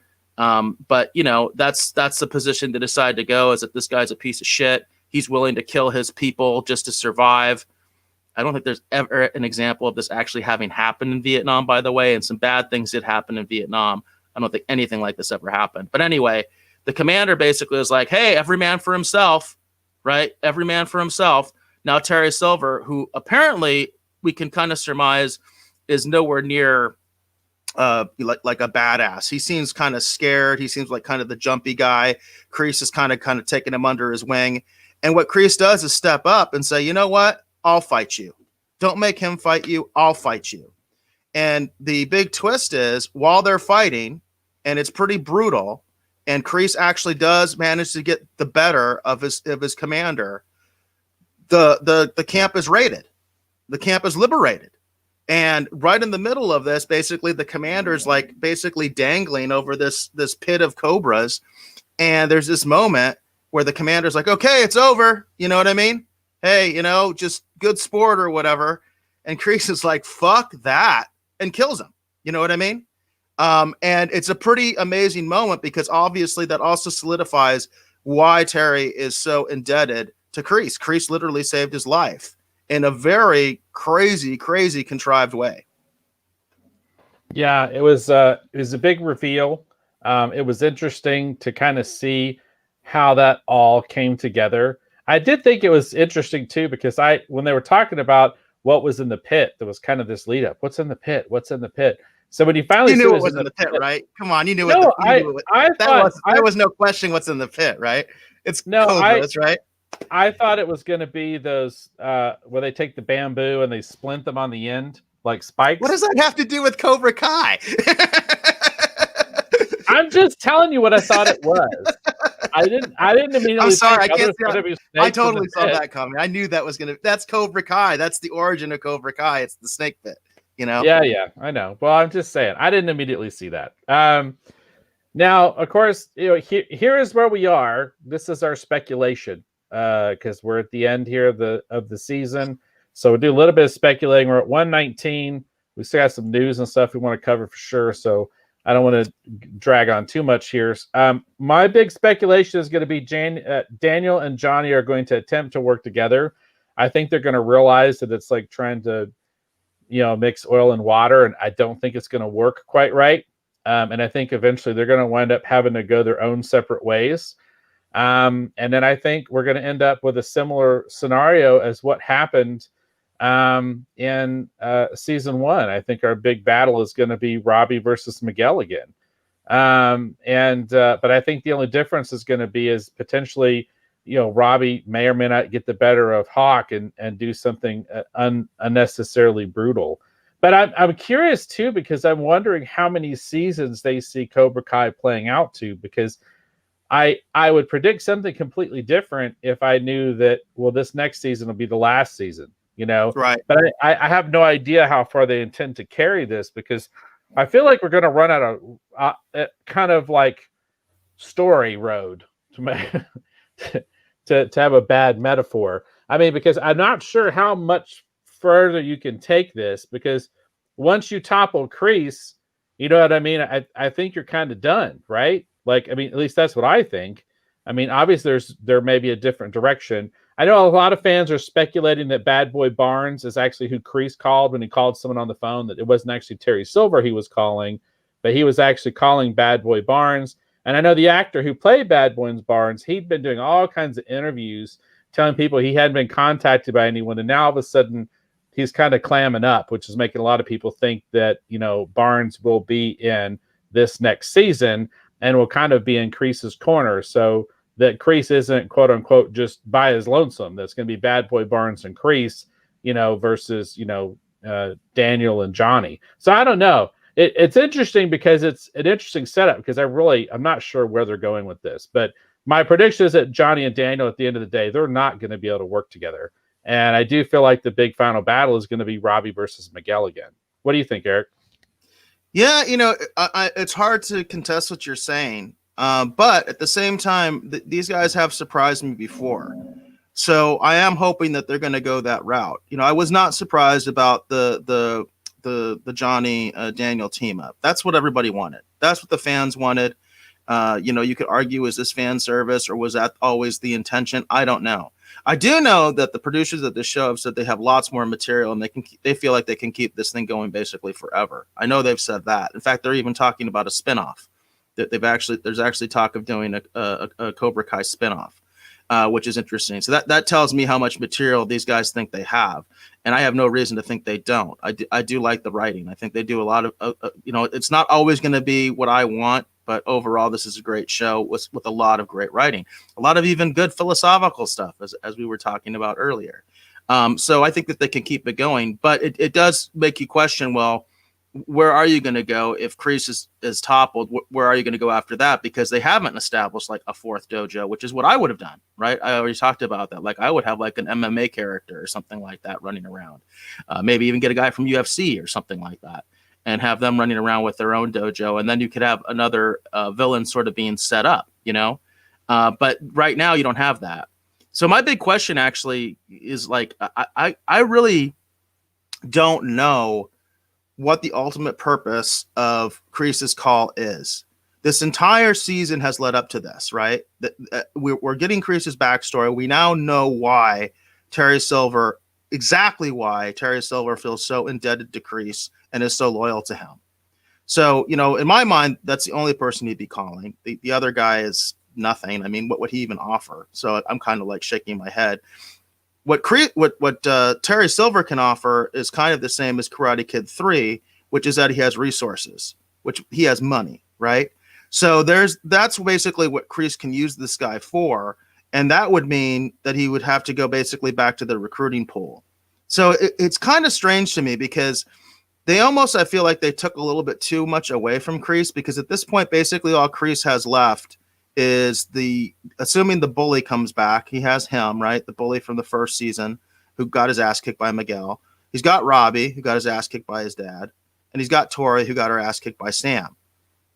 I don't know where they're going with this. I really don't, because it's like all these characters have been defeated.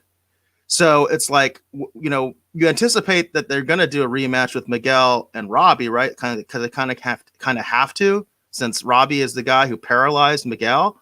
It's kind of like a no-brainer. They got to do that, right? You're thinking, but Cobra Kai is in a really pathetic situation in a lot of ways here. So I'm really curious what they're going to do ultimately with Silver, and what is he really going to offer to the table? Because the only thing I can think of is money and new recruits.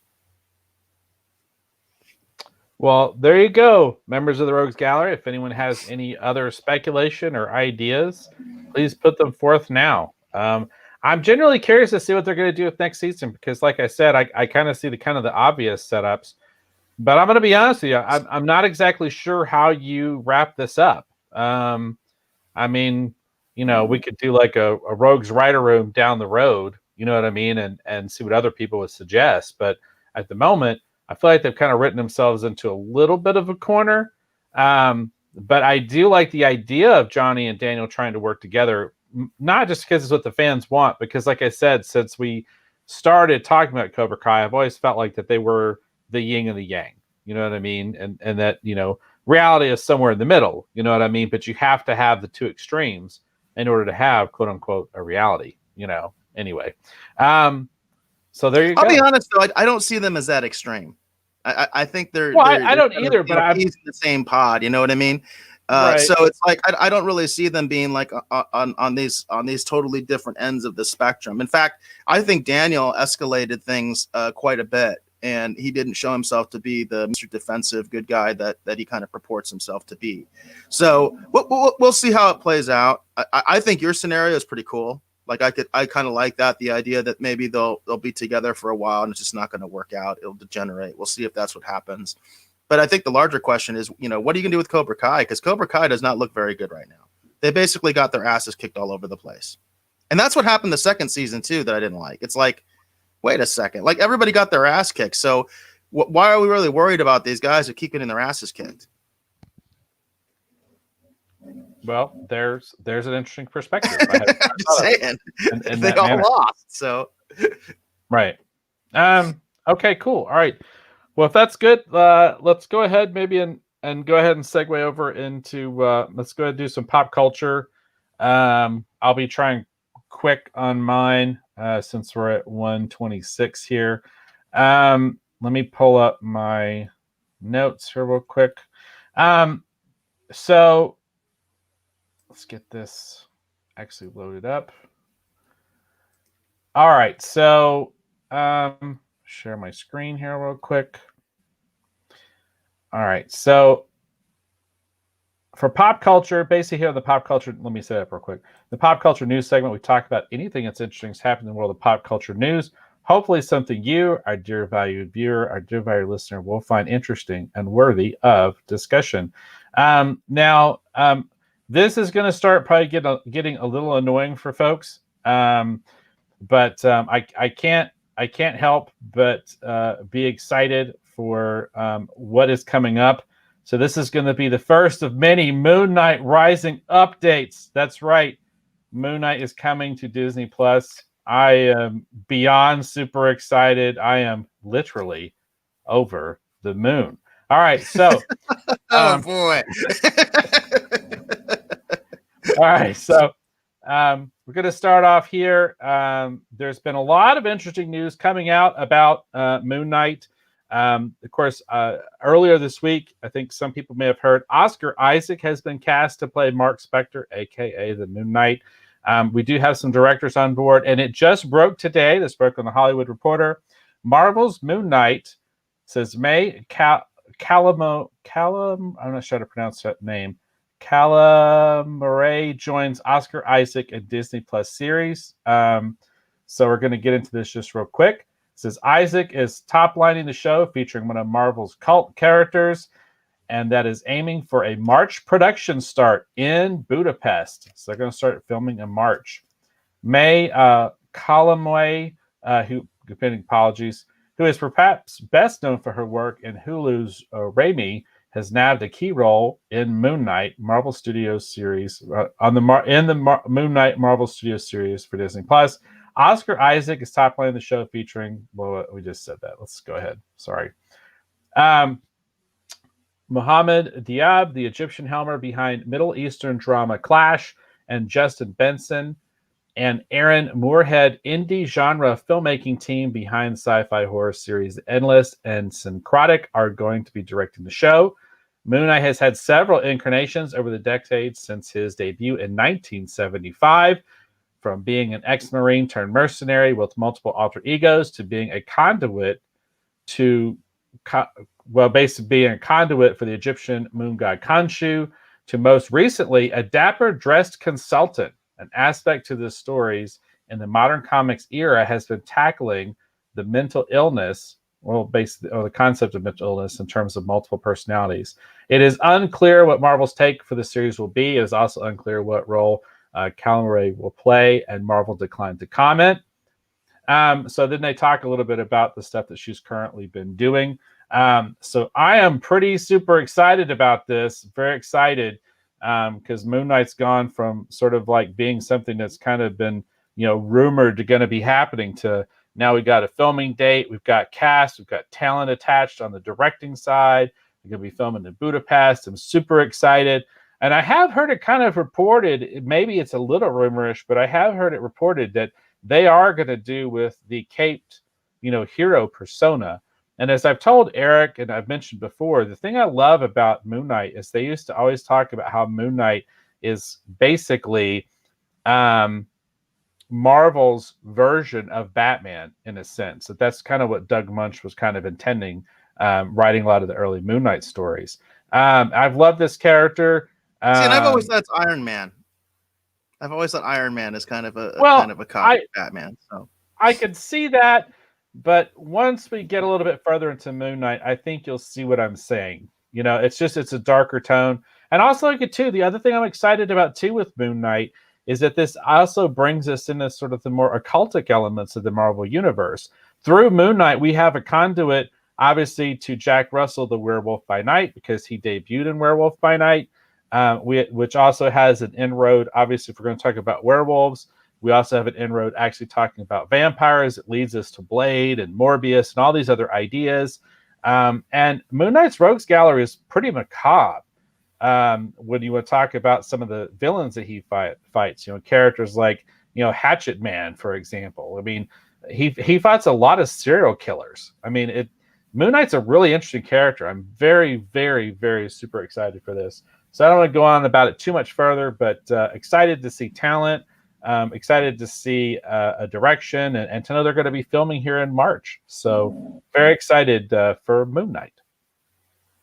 Yeah, it's cool that they actually have a shooting date and everything like that. And by the way, good move on them to not film in Hollywood with everything that's going on over there right now, because it's a mess. Lynn mentioned that you do get a point, Dave, for the moon pun.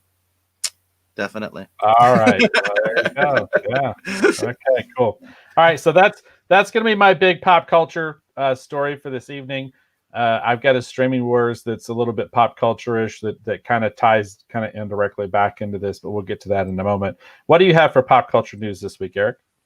Well, normally I don't like to go with stuff that I would say is essentially pure rumor, but this is just too much to pass up. And since we have been talking a lot about The Mandalorian, we obviously have reviewed both seasons.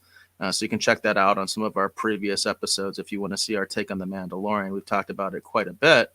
And also we've been talking a lot about the kind of what's being called the Favreau-Filoni verse. And this is kind of a rumor that I think is really interesting, because this rumor has a little bit of credence just because of who Favreau is and the kind of connections he has. So this is from the Illuminati, and it says Robert Downey Jr. is rumored to be interested in joining the Star Wars universe. It says Robert Downey Jr. has been the face of the Marvel Cinematic Universe for 10 years, and he is considered the face and pioneer of the Infinity Saga. But he may be transferring to a galaxy far, far away. Said he appeared in 10 Marvel Cinematic Universe films. In all of his appearance was met with love and praise from fans, from his debut in Iron Man, not to mention a cameo in The Incredible Hulk, all the way through his final bow in Avengers Endgame. He has been the backbone of the MCU. But now the rumor is that he is going to be playing Grand Admiral Thrawn, which I thought, again, this is just pretty much rumor. I haven't heard a lot of hard evidence of this, but this is a rumor that's just too much to like, give up on. Obviously, the big speculation with the upcoming Ahsoka series is that obviously she stated specifically that she is trying to find Admiral Thrawn. We don't know why, but apparently that's what she's doing.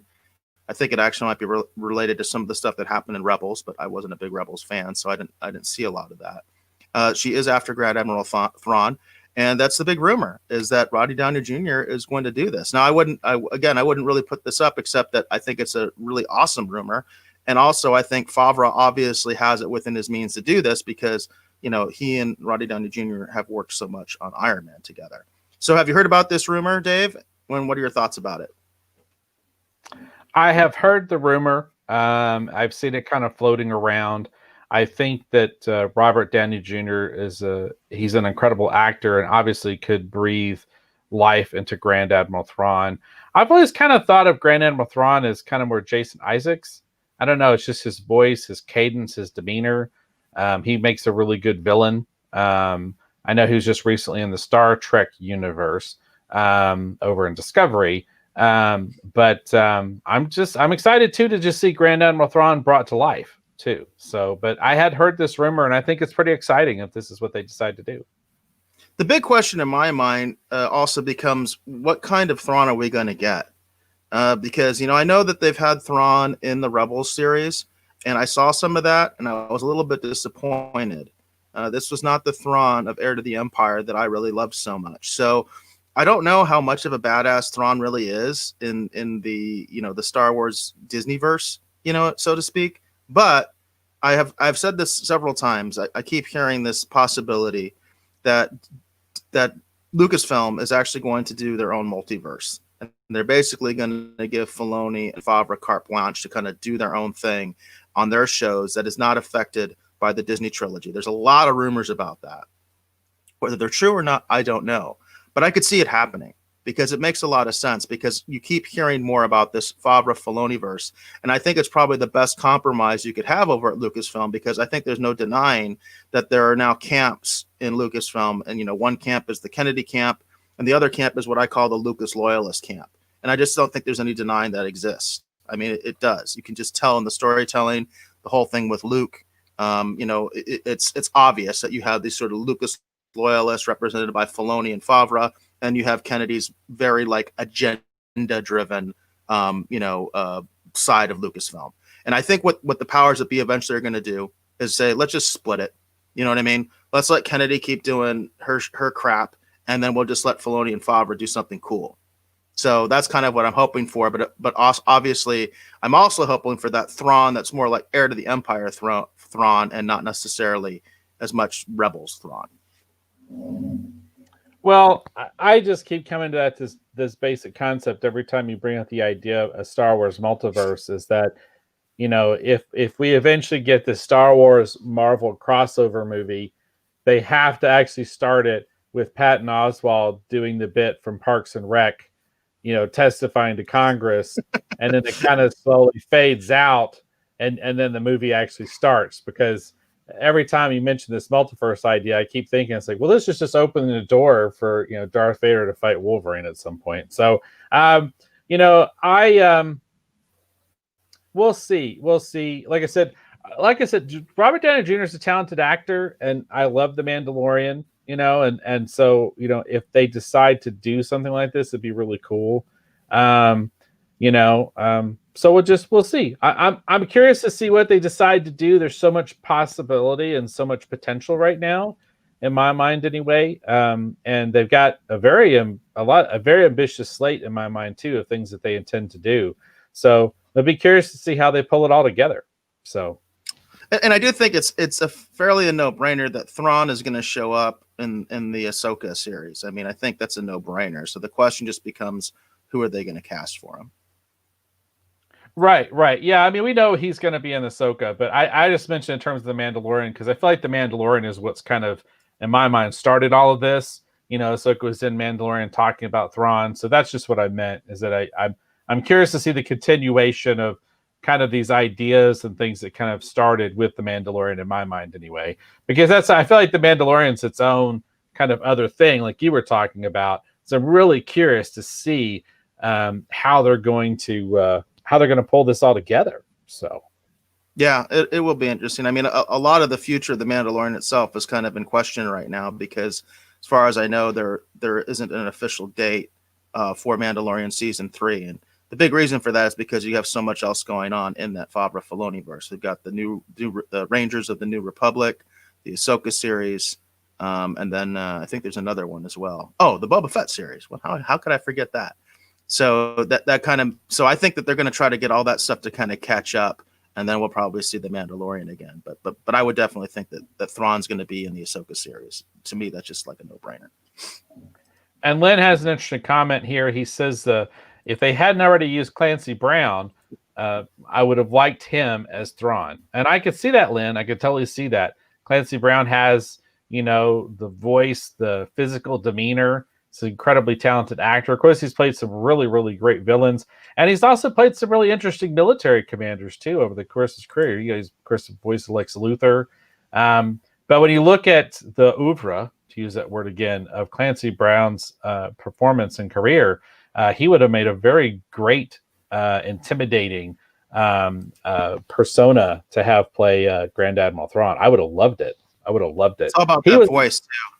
Yeah. Lynn says, he's imposing as hell, but Lynn, his voice, that voice is just so amazing and so imposing. It was interesting because I think would represent a very kind of different, interesting Thrawn. You have to see what his take on that character would be. But again, this is just rumor, so who knows? Yeah. Very cool. All right. So we're going to move on. I do not have another pop culture news story for tonight because I figured we were going to run along talking about 5 episodes of Cobra Kai, especially considering the season finale and speculation. Do we want to go ahead and segue over to Streaming Wars? I just have one short story, or do you have something else for pop culture? No, I think we can move on over to Streaming Wars. All right, very cool.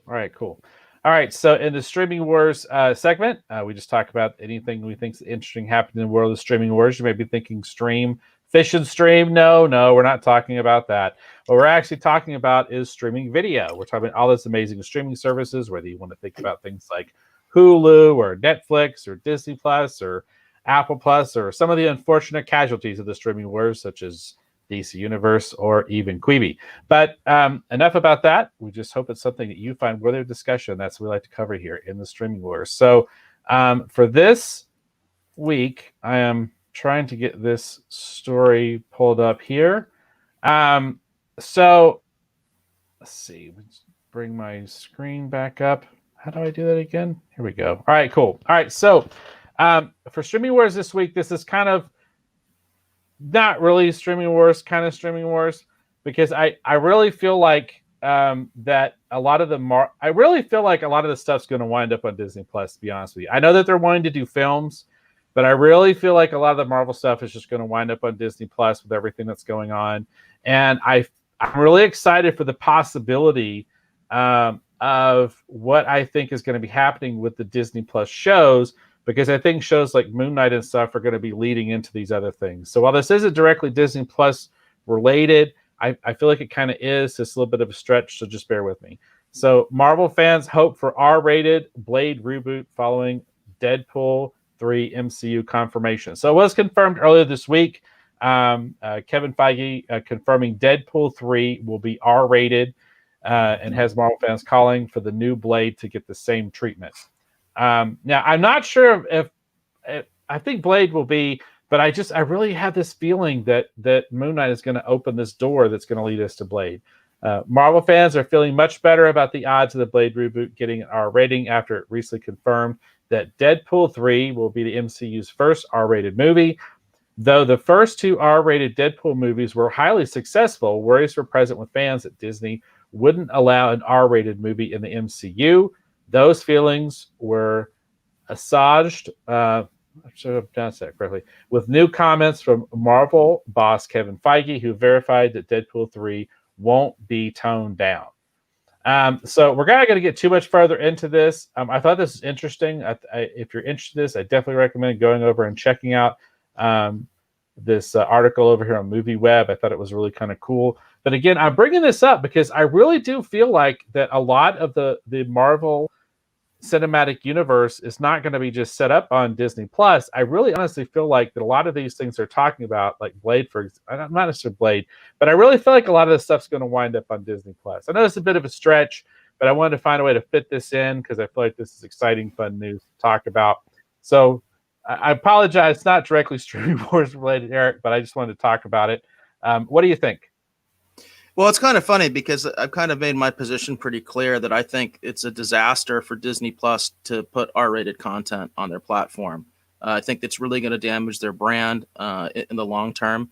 I think there's an obvious place for that, which is Hulu. So I've actually, all I keep seeing are ads for the Disney Plus combo, which is Disney Plus, Hulu, and ESPN Plus. I think that's a really winning combination. I think you can cover a lot of ground with that. They're basically charging the same price as HBO Max, right? And you get all three of those different streaming platforms. I've said it many times. I think ESPN Plus still needs a lot of work, but the potential is there. And I think that they're going to have to make a decision very soon. Probably it's going to be with Deadpool, because Deadpool is the one that we know about that's probably going to be made. They're going to decide where we're going to put that. And I think if they put it on Disney Plus, they're making a huge mistake. I think that they should put it on Hulu, and they should kind of put their adult brand over there. And I think that will have huge implications for the streaming wars, depending on what their decision is. Yeah, it's going to be interesting. I had really wanted to talk more about the new Godzilla movie because there's been a lot of talk, but it's still rumor. Had you heard anything beyond rumors? Like, did you hear if Legendary and HBO Max that they come up with everything here is rumor about whether or not Godzilla. Last I heard, Legendary is going to sue them. That's the last thing I heard, and I haven't heard whether they proceeded with the lawsuit or not. I'm sure if they're doing a lawsuit right now, they're probably in that discovery phase where they're putting all their cards on the table, because what happens a lot in civil lawsuits, especially with people that have lots of lawyers and lots of money, never gets to trial. They just do that discovery phase, and then basically they settle, So we'll have to see. I don't know exactly where Legendary is on that. As far as I know, there hasn't been any trial set. But I imagine if they are pursuing their legal options, the lawyers are probably talking to each other right now. And they're trying to see what kind of case Legendary has, whether they're going to make any kind of compromise or maybe just give them a big bunch of money. You know what I mean? So that's a really interesting situation, because I did not realize that those particular films, it's like Legendary basically funded like 75% of the film, and yet Warner Brothers is making all the decisions. I'm like, man, that sucks. That's a really sucky position to be in, where you're pretty much like I don't know what you would consider Legendary. Obviously they're not like on that top tier, because they obviously don't have their own distribution. That's what puts you on the top tier, right? When you can distribute your own movies. That's why they're having to deal with the devil. Well, they're having to deal with Warner Brothers in the first place, but they're probably right on that second tier, right? They're just like right below it. They're not like me. They're not like indie, you know what I mean? But they're like, but they're still not quite the top, because they don't have their own distribution. So it's like they have to kind of kowtow to Warner Brothers because of this. And it's kind of a messed up situation. It really is, because you think about that. I think if that was me, if I was like the president of Legendary, like I was like the founder, and I put all this money into making this movie, and now I have to do what Warner Brothers tells me, I would be so pissed. And I definitely would be going over my legal options about how I can fight this, because it's like, I funded 75% of this movie, So I don't know. We'll see. I would predict that they're going to find some sort of compromise outside of court eventually. Whether it's, like I said, Warner Brothers just gives them a bunch of money and maybe they buy the film outright. I don't know, but that would be my best speculation. Yeah, like I said, I was digging around trying to find news on Godzilla versus Kong, or Kong versus Godzilla. I forget what you're calling it. There have been a lot of rumors. There's going to be a trailer by now. I kept digging into it. I kept thinking it's got to be some news somewhere. And I read a few things, but they were purely just speculation and rumor, even more so than this. This is at least confirmation that there is going to be hopefully a Deadpool 3 and it will be R-rated. But all this other stuff with the Godzilla versus Kong, it's like, it was just rumors that they'd made a deal and they were going to be announcing something soon, but I couldn't find anything concrete. So I was just curious. Well, as far as Warner Brothers is concerned, it's coming out. You know what I mean? They're going to release it on the theaters, and they're going to release it on their platform and follow the Wonder Woman model. That's their story, and they're sticking to it. Well, there you go. All right, cool. All right. So what do you have for this week's Streaming Wars, Eric? So it's kind of dovetailing off of what I was talking about last week, and I was having to go kind of quick. So now we have a little bit of time, so I can go ahead and take my time a little bit more with this story here. So obviously, the big thing right now when it comes to streaming wars is basically Wonder Woman and Soul. Okay, so you have two different models here. All right, so what HBO Max did, and of course this is sort of like considered like a game changer, is they released Wonder Woman 1984 simultaneously on their platform HBO Max and also in theaters. They did them both at the same time. Disney Plus has taken a different approach, and they've been fairly consistent with this approach. The one difference being Mulan, right? Mulan, they did that kind of crazy thing where they were actually doing Mulan on Disney Plus basically as an add-on, which I really hated. I think that's a terrible idea. And it seems like Disney is not going to repeat that, at least not in the near future. Disney Plus has been pretty consistent with what they're doing, what they did with Soul. They did the same thing kind of like with Hamilton. They've done the same thing with a lot of their other film projects that were supposed to be theatrical, but they decided to release them on Disney Plus instead. And so what they've done is they'll release them on Disney Plus domestically because Disney Plus doesn't have, it's limited outside of the country. There's no Disney Plus in China. So what they do in China is they release it theatrically, right? So in the international markets, Soul is in the theaters, but it's not here. So you've got two very different models, that are kind of interesting and positions that these two juggernauts have taken. So this article is from LRM Online, and it says Disney Plus claims an early victory over HBO Max in the streaming wars. And it says, who would win a fight between Wonder Woman and Luke Skywalker? Now that the holiday season is over, we may have our answer. Disney Plus. As families hunkered down at home during Christmas weekend, both Disney Plus and HBO Max saw record numbers of installations on their apps on mobile devices, but the clear winner was Disney Plus. According to market research outlet Sensor Tower, Disney Plus was downloaded an astounding 2.3 million mobile devices during the holiday weekend. Okay, so that basically means Soul got Disney Plus 2.3 million downloads on their app. That's pretty incredible. It says these numbers are no doubt buoyed by the Christmas Day debut of Pixar's Soul and, spoiler alert, Luke Skywalker's cameo in season 2 finale of The Mandalorian. And it's interesting that they tie that in as well, that they really think that Luke Skywalker is part of this uptick that Disney Plus has experienced. The uptick in downloads brought the total number of worldwide Disney Plus users to over 85 million. That's a pretty good number there for what essentially is still kind of considered an upstart because they only had their debut last year. 85 million, that's a pretty awesome subscription base. It says, not content to let the House of Mouse have all the fun, HBO Max hosted the debut of Warner Brothers' Wonder Woman 1984. Following a wave of social media buzz and mixed reviews, Wonder Woman 84 debuted on Christmas Day and lassoed HBO Max another 550,000 unique users, including a single-day record of 244,000 users on December 27th.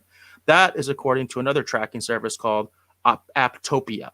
So the record weekend puts total downloads of HBO Max at just over 12 million. So there you got some numbers: 85 million versus 12 million. So the kind of the short of this is that yes, Wonder Woman 1984 has been a hit for HBO Max, but it's nowhere near what Disney Plus is doing, thanks in large part to Soul. And actually, they're attributing a lot of this to Luke Skywalker, which I think is really cool. Had you heard about this, Dave? I had heard about the increase, because it's been reported a lot of different places that, that there had been an uptick. And then I had heard that they had some additional numbers too. I forget what they were in relation to this too, about like how these were stacking up to other streaming offerings. Things like, because that's the irony, is that the new content is, going up against older content you think people, wouldn't necessarily be flocking to watch, like rewatching The Office or, rewatching Friends or what have you. But those shows still that was put up my one to incredibly watch good numbers. for 2021 is the Peacock, just because of Yeah. The Office. So if you Yeah, look at the numbers, The Office is consistently in the top 10 of streaming shows, which boggles my mind. But they are. So that makes Peacock, in my mind, one to watch as the year goes by. Yeah, so it's interesting to see kind of how these are performing against things like that. But no, yeah, I had heard some of this, and I do feel like that. I'm going to be honest with you, Eric. I'm really curious to see what's going to happen once Zack Snyder's Justice League comes out, the Snyder Cut, because I feel like there's been so much talk, so much buildup, so much excitement for that I feel like that if anything's going to really push HBO Max to pick up a lot of people in a big way, in my mind anyway, it's going to be the Snyder Cut, just because so many people are going to watch that just out of curiosity to see if it really is that much of a difference, between the film that we got in theaters. And it's interesting too, because there's a lot of reports coming out that at the end of the day, besides, I think, some color timing and some other things here and there, and even though I know they're putting everything back in, I've heard rumors that at the end of the day, the Snyder Cut is basically just 2 new scenes, and everything else is, you know what I mean? It's just that's gonna be pretty funny if that's the case. That's gonna be pretty funny. Yeah, I've said it before. I was not a big Snyder Cut guy. I never was. I actually liked the Justice League movie, and I hated Batman versus Superman. I was not a big fan of Man of Steel. In fact, it's like the only, with the exception of Superman and the Mole Men, it's like the only Superman film that I don't own. I just don't want it. And I don't like, and I'm not a Snyder hater. I mean, I like Watchmen. I own Watchmen. I like 300. I own 300, but I don't like what he's done with DC. I really don't. So I think it's interesting that this has become such a big thing, especially among like hardcore fans. They really want this, and it would be kind of funny. I'll admit I'll be laughing if that's the case. It's like 2 new scenes, and some basically some weird cuts here and there. I'll be like, oh God, that's what you guys were complaining about the whole time. That's what you wanted, We'll see. But you've been pretty consistent, and in saying that you think that is going to be sort of the big. That's sort of the line in the sand for HBO Max. I do. I really feel that way. I feel like that if HBO Max is going to pick up a lot of subscribers, I do really think that is going to be what kind of pushes it, kind of over the top for them. Because again, I just feel like HBO Max and the Snyder Cut are kind of linked at the hip. You know what I mean? Like there's been so much talk and so much chatter about the Snyder Cut, leading up to the announcement that they were even going to do it. So I really feel like the Snyder Cut, that is the line in the sand. That's their, that's their beachhead that they have to storm. You know what I mean? So I'm really curious to see at the end of the day how that's all going to come. Because it's interesting, because the more I hear kind of spinning out of the Snyder Cut news, the more I'm kind of left scratching my head, because there was all this speculation and people were hoping it's like, oh, well, he's going to do this and he's going to do that, and people were all excited.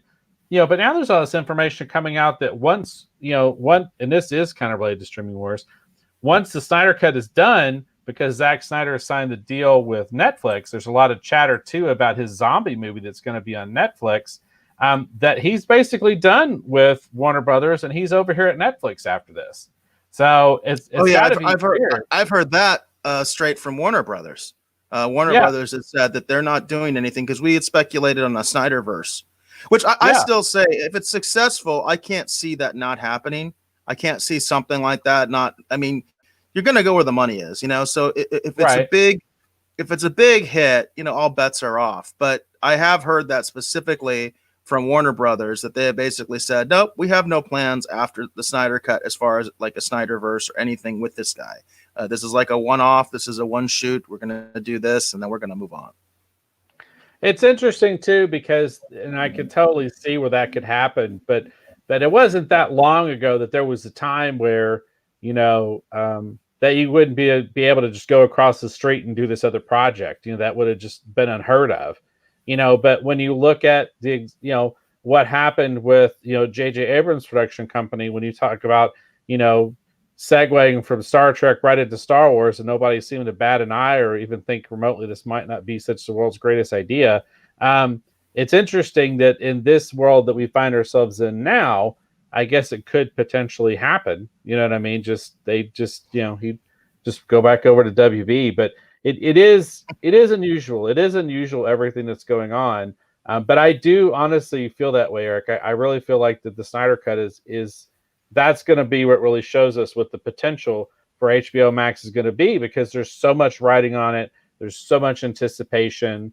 It's kind of whatever. I said before, I had no intention of getting HBO Max. I was waiting for the Snyder Cut to come out. And the only reason I ended up getting HBO Max is because Wonder Woman 84 debuted on HBO Max. Otherwise, I'd still be waiting for the Snyder Cut. Yeah, I can totally see that. And I did want to mention there is another front of this little battle between Soul and Wonder Woman 1984, and also of Disney's model versus HBO Max's model. As I mentioned, Wonder Woman 84 came out worldwide in theaters simultaneously with HBO Max, whereas Soul has only had a theatrical release internationally. And what's interesting is Soul is actually doing better than Wonder Woman in China, which is basically the biggest market right now that's open. So that's another kind of interesting part of this particular story, is that Wonder Woman 1984 has basically been kind of a bomb in China, but Soul has been picking up a lot of theaters over in China. Well, and I just find it weird. We're not going to get into it. It's not a political show, but I find it weird how China's open for business. But they are. They absolutely are. Yeah. And it's a huge market. And we've talked about it. Like, I haven't got the official numbers, but they talked about like this was probably going to be the first year that the Chinese box office is bigger than the American. And I haven't got the solid numbers for that. But I do know that, as I mentioned, Wonder Woman 84 has not done very well over there, whereas Soul is doing very well. Interesting. All right. Well, there you go. Do you have anything else for Streaming Wars, or is that good? No, I think we're good. All right. Very cool. Let's go ahead and segue over into the outro. Couple things real quick. Just real quick here at the top. Lynn, thank you for your comments. I apologize. I have got your Harley Quinn sketch card that you actually won the previous show. I still need to put that in the mail. And I want to give a shout out to James Stone. That artwork I put up earlier for Moon Knight that I'm going to be using here moving forward every time I do an update on what's happening with Moon Knight. James Stone put that up here real quick. The Moon Knight Rising update. That's actually a piece of artwork done by James Stone and myself. So shout out to James Stone. Thank you again. He contributed that to the Retro Rogues fanzine, which if you're curious to check that out, you can still download that over at retrorogues.com. That's our main website. You can check it out over there if you're curious. We have an interesting little story I wrote about my favorite Moon Knight stories, and kind of give you a best of if you want to bone up to get ready for the Moon Knight series on Disney Plus. So with that being said, I want to thank you for watching or hopefully listening to the episode of the Retro Rogues Live. Again, my name is Dave Beatty, and I have been one of your hosts. You can learn more about me, as well as see all the awesome t-shirts we have available. Maybe even consider possibly purchasing a Retro Rogues Live t-shirt for yourself and supporting what we're doing over here at the show. You can see that, as well as even maybe consider doing a custom t-shirt of your own over at KirbyTees.com. That is my t-shirt company.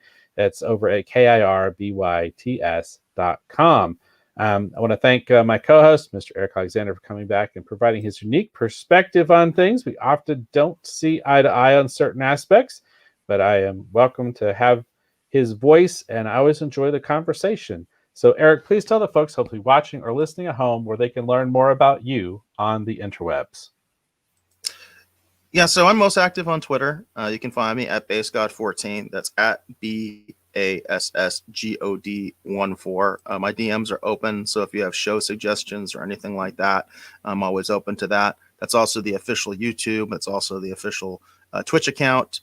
So if you go over there, that's who you're going to be talking to most likely in the comments and all that. And I love comments. So please give them, even if you don't like something, tell me you don't like it. Maybe we can fix it. I can't make any promises, but you never know. Maybe we can change things around a little bit. And of course, I do want to promote our current crowdfunder for the Staycation film. That's over at Indiegogo.com/project Staycation, the pandemic horror film with Star Trek actors. Check it out. We are over our goal, but we're independent production, so we can always use a little bit more money. And there's all sorts of great perks there. So you can actually give us some money and we're going to give you something too. Isn't that kind of novel? Isn't that kind of nice? So please check that out, and please support independent creators in general. And as far as some of the last comments we got here, Lynn says, promises, promises. He wants that Harley card, I think. Jane said that was another great show, guys. We appreciate you saying those kind words. And then I missed an earlier comment from Lynn that is some old good old-fashioned wisdom, and it says, the enemy of my enemy is my friend. And with that, we'll go ahead and leave Lynn with the last word.